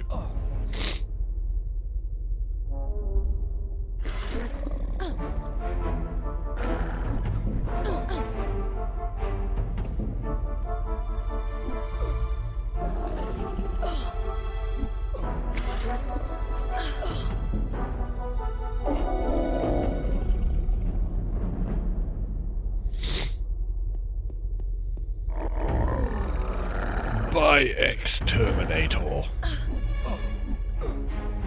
True or false? Terminator 3 was actually not a bad movie. Discuss.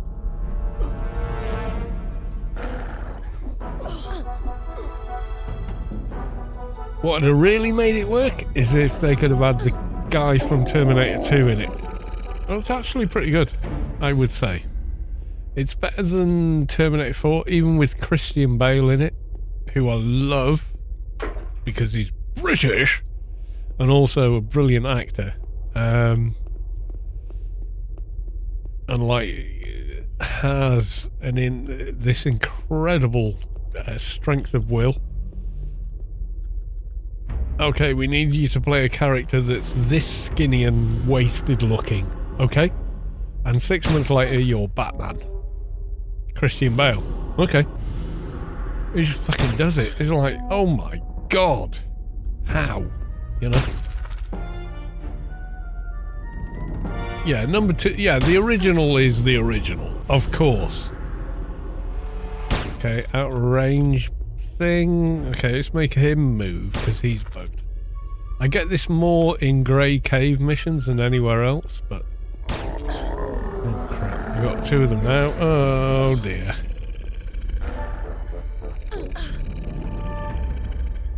Switch into you. You see Edge of Tomorrow? I think so.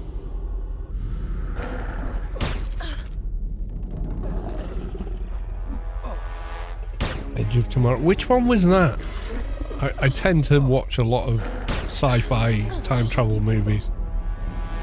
Was that the one with the Guardians of the Galaxy guy?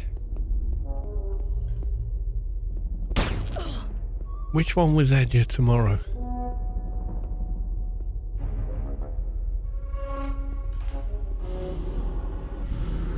Edge of... Was that what it was called where you were? Where, in your region? Oh, right. Yeah, no, that's based on a really good science fiction book. And yeah, that was very cool. That was a really good movie. Yeah, he starts off as a coward, gets killed on the beach, then keeps reliving the day that, and teams up with Emily Blunt being gorgeous. Yeah, I'm a fan of that because, well, number one, Emily Blunt, and number two, brilliantly written script. Make a good game. Interesting. Yeah, maybe.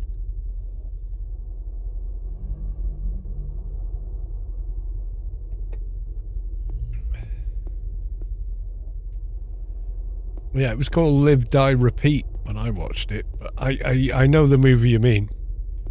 I think it's named differently in different regions. A lot of movies are, actually. It's quite surprising how often that's a thing. But yeah, it's a thing. I think different regions, even if they speak English, speak or attach different meanings to words and things.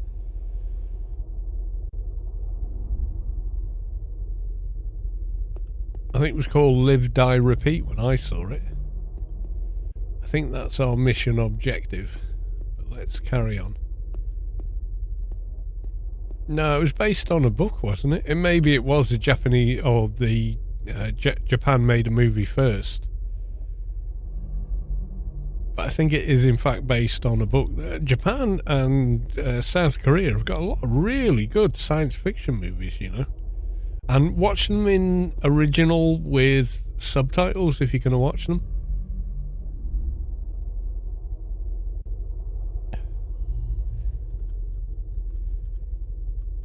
Live, Die, Repeat. Oh, there you go. Edge of Tomorrow. Where did it come from? 2014. Oh my God, it's 12 years old.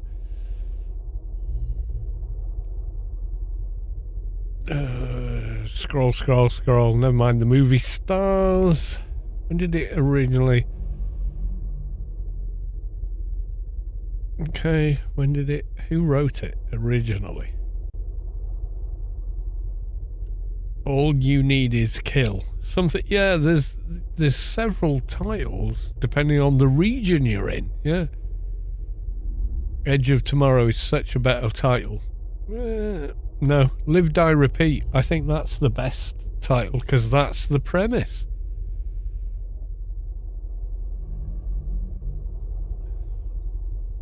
Film release home. What was it based on? San Diego. Blah blah blah. Who wrote it?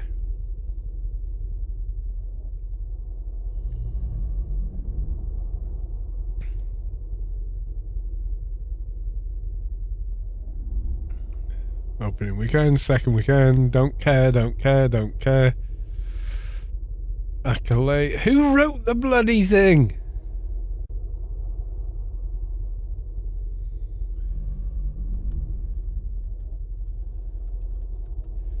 Live, Die, Repeat. Who wrote it? You'd probably be on that Google for an hour trying to find out because Hollywood own it now.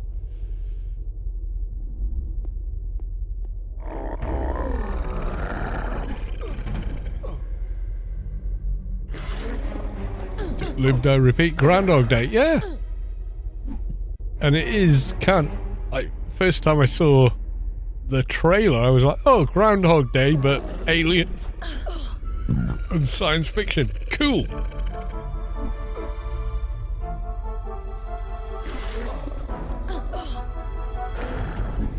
In fact, they use a lot of the same tropes from Groundhog Day that they use in that movie.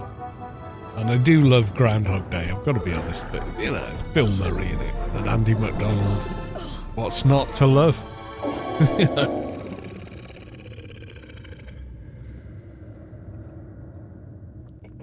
Bill Murray is brilliant at playing a kind of an arsehole who redeems themselves.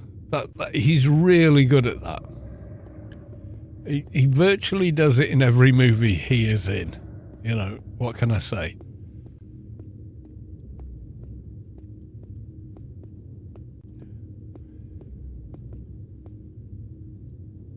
Guy called... Yeah, there you go. It'll be a Japanese science fiction writer.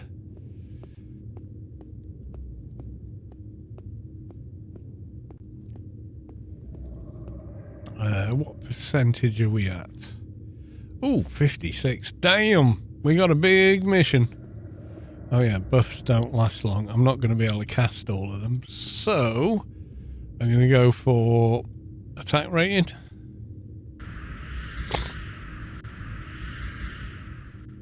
Mickey 17. Yeah, I think that's originally a Japanese concept novel or something like that. It's like 2001 didn't exist until Arthur C. Clarke wrote it. But then everyone talks about the genius of Kubrick for making that film. It's like, well, yeah, he made an amazing film, pioneered new effects and filming techniques and a bunch of other stuff. But the concept, that was Arthur C. Clarke. Where's the love? You know, kind of thing.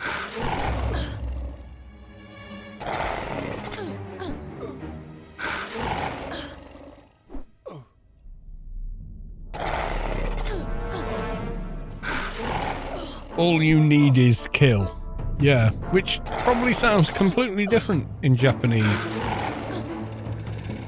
I mean, yes, it'll sound different in Japanese because it's Japanese, not English, but I mean, connotationally, it will sound different. And what I mean by that is, I mean, look at movie renames for the US versus Europe. So, Harry Potter and the Philosopher's Stone.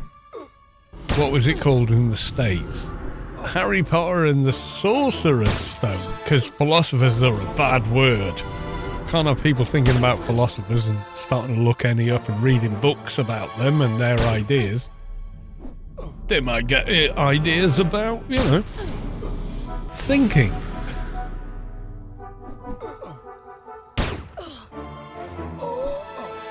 Sentinel, yeah, he did. But it was Arthur C. Clarke's writing that kind of created the entire story.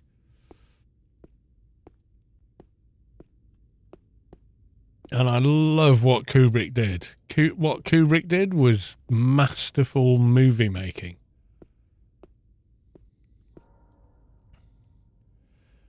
Philosophy is just rules you live by. No.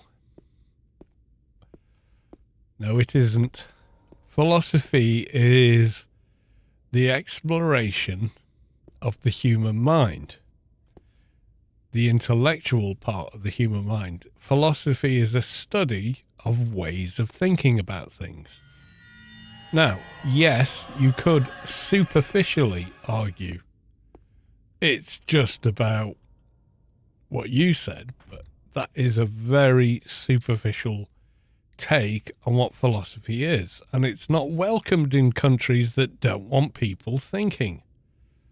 They want people turning up to them jobs, keeping the machines running. They don't want people thinking for themselves about better ways to do things, because that's destructive to the status quo. Now, if you've got a degree in philosophy, you're kind of useless in the job market, yes. But, because what do you do with that other than teach it? You know, but that's not what it is. The greatest minds of the modern age, going all the way back to the Greek civilization, were philosophers. We are nothing but sand in the wind. Aristotle, Plato, all philosophers. People that thought about the worth of a human being. And there are certain countries in this world that don't want you thinking about that. All doctorates, PhDs are... No, they're not.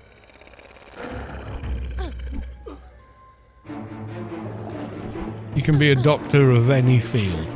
A doctorate in any given scientific field, from astrophysics to medicine to electronics or anything else. You can be a doctorate in anything. There's no... What you've said is completely not true. Sorry, but it's not.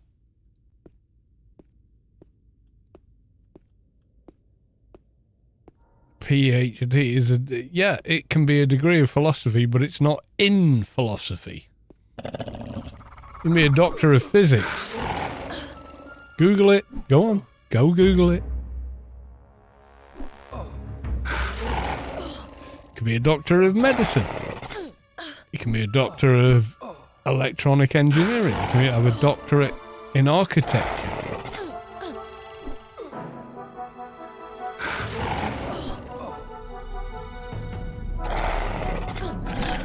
It's a qualification. It means you've gone as far as you can in understood and proven subjects. However, because you've gone that far, you're now in a position to invent new ones. That's what a doctorate is. It's like you know enough to have known everybody else's work. Therefore, if you want to refute it, contradict it, write new stuff, cool. We will take you seriously because you know your shit. That's basically what it means. You can be a doctor of astrophysics and discover new stuff about it. Grok says, well, fuck Grok, because Grok, AI, and all the rest of it talks a lot of shit.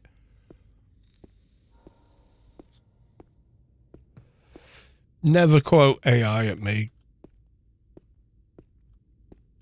AI is what you want to hear dot regurgitated from other places. That's all it is. It has no intelligence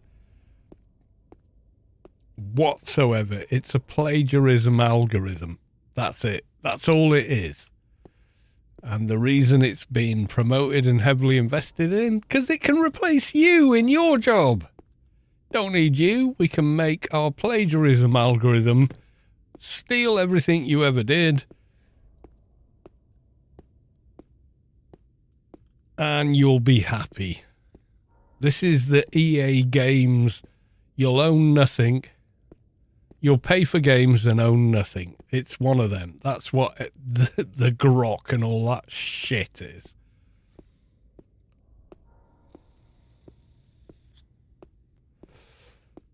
Yeah, don't waste your life listening to that shit. If you want to learn something, as Frank Zappa said, go to a library. You want to get laid? Go to college. Right, this is the item. Here we go. No? Oh, yes. Tokens. 80. That'll do nicely. Oh, it teleported me back here. Okay. Where I'm still snared. Oh my god.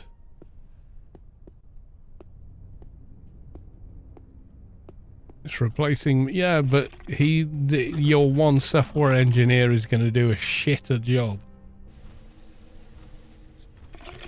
They haven't figured out yet where the weaknesses are. And they're glaringly obvious to anyone educated in a particular field.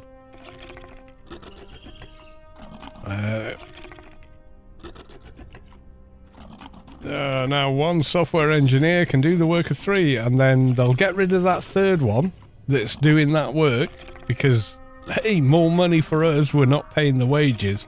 And then the system breaks, something unexpected happens, and it collapses.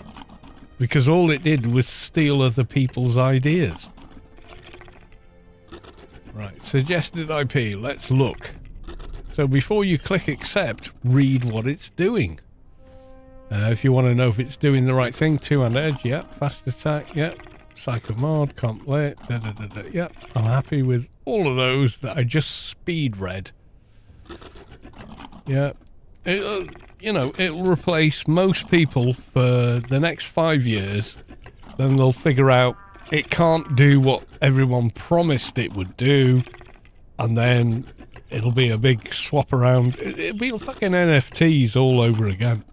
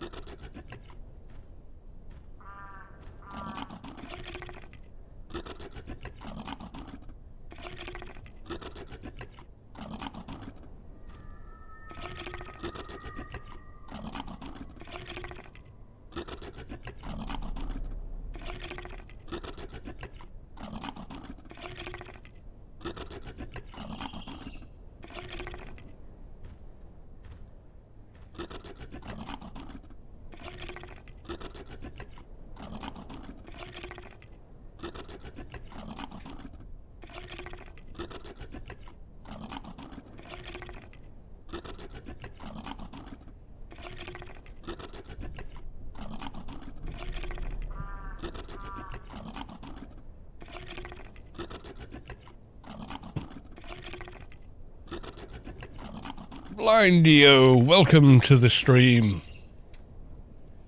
Yeah, so these corporations, their motivation is always profit. That's it. There's not really much else to them. You know, the whole shtick is shareholder value.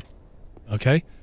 So if they can sack people in jobs and replace them with a data center, they're happy to do it because people don't matter in their mind. Profit matters, nothing else. But what the current iteration of inverted commas AI, plagiarism algorithm, it can't think on its feet. It can't actually solve problems.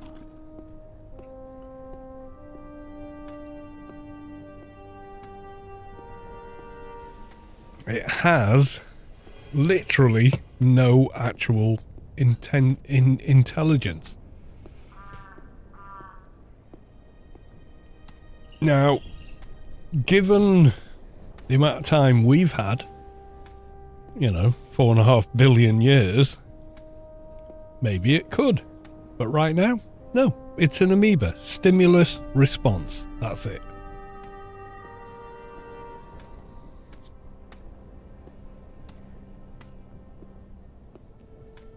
And a lot of companies are going to come foul of that because they don't understand that concept.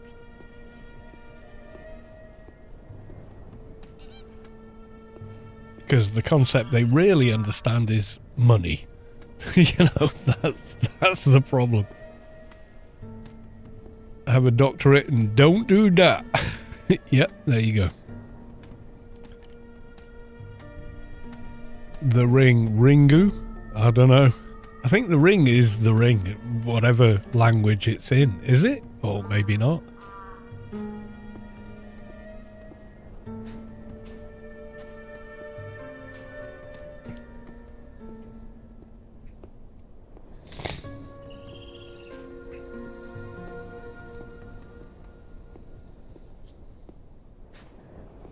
This is such a long ass run. With the snare running. Oh, there you go. It's gone now.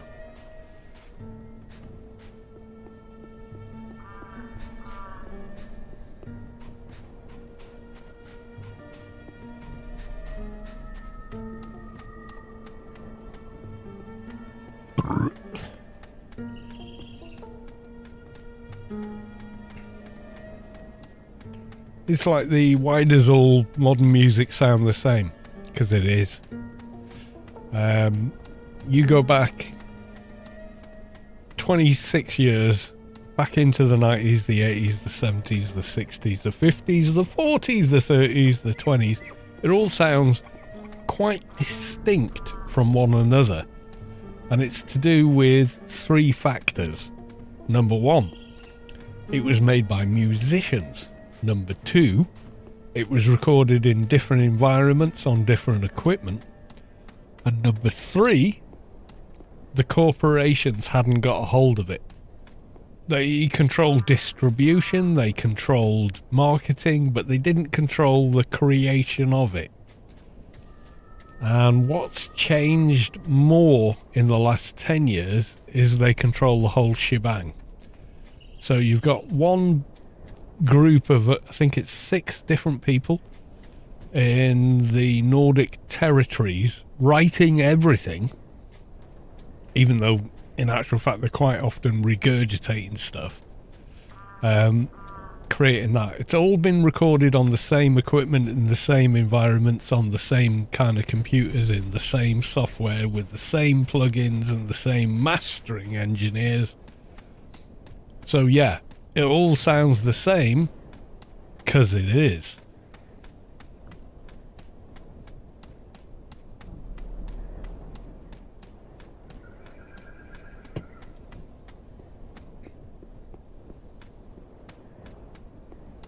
And that's a problem. Mucalic. Bye, Carl. Bye, Mucalic. Thanks for stopping by.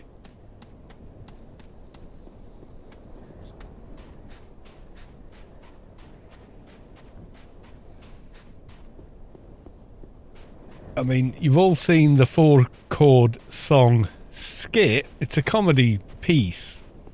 But essentially they're proving that you can use 4 chords to set all modern melodies by, because they're used that often. If you Google, I think if you just Google 4-chord song, I think they're called Axis of Awesome, Australian comedy group.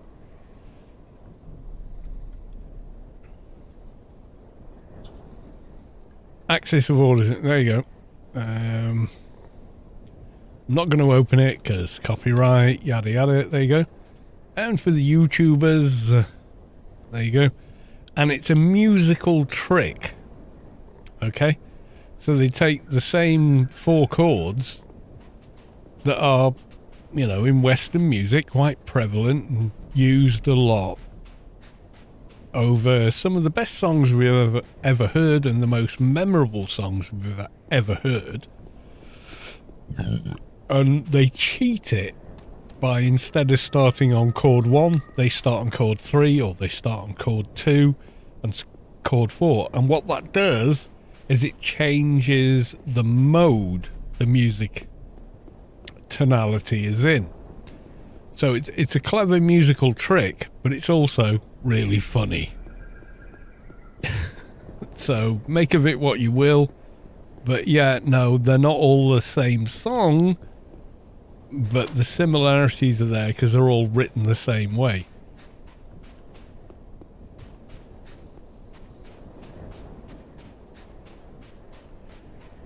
It's a really good piece that they did. I don't know if they've done anything since, but it's pretty bloody good.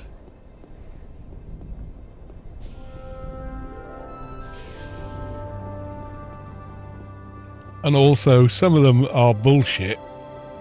It's just the fact that the melody fits over those chords because of how music works.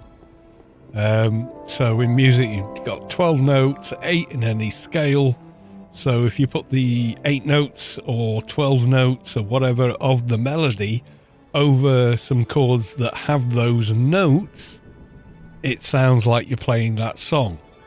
It's the busker's trick. That, you know, street busker, guy playing a guitar singing 100 songs, and you're like, how do you know so many songs? He's like, I fucking don't. But I do know I can bluff it doing this. That's what they're doing. And to a musician, it's very funny and very entertaining. But when you listen to it as a listener, not a musician, you're going to go, fuck, all these songs are the same. They're not. Because there are differences, but not enough of a difference that a non-musician would spot it. So, yeah, it's a weird thing. But it's a very funny video. So do watch it. Right, I'm going to call it here. I may or may not stream tomorrow. I've got a AM appointment with physio, and it ain't the drive and all that, but we also might be losing our dog tomorrow, and I'm not happy about that. But I accept the fact that, you know, that's the pain of loving a dog. It gives you unconditional love, and the pain that the price you pay is you have to say goodbye to that dog eventually.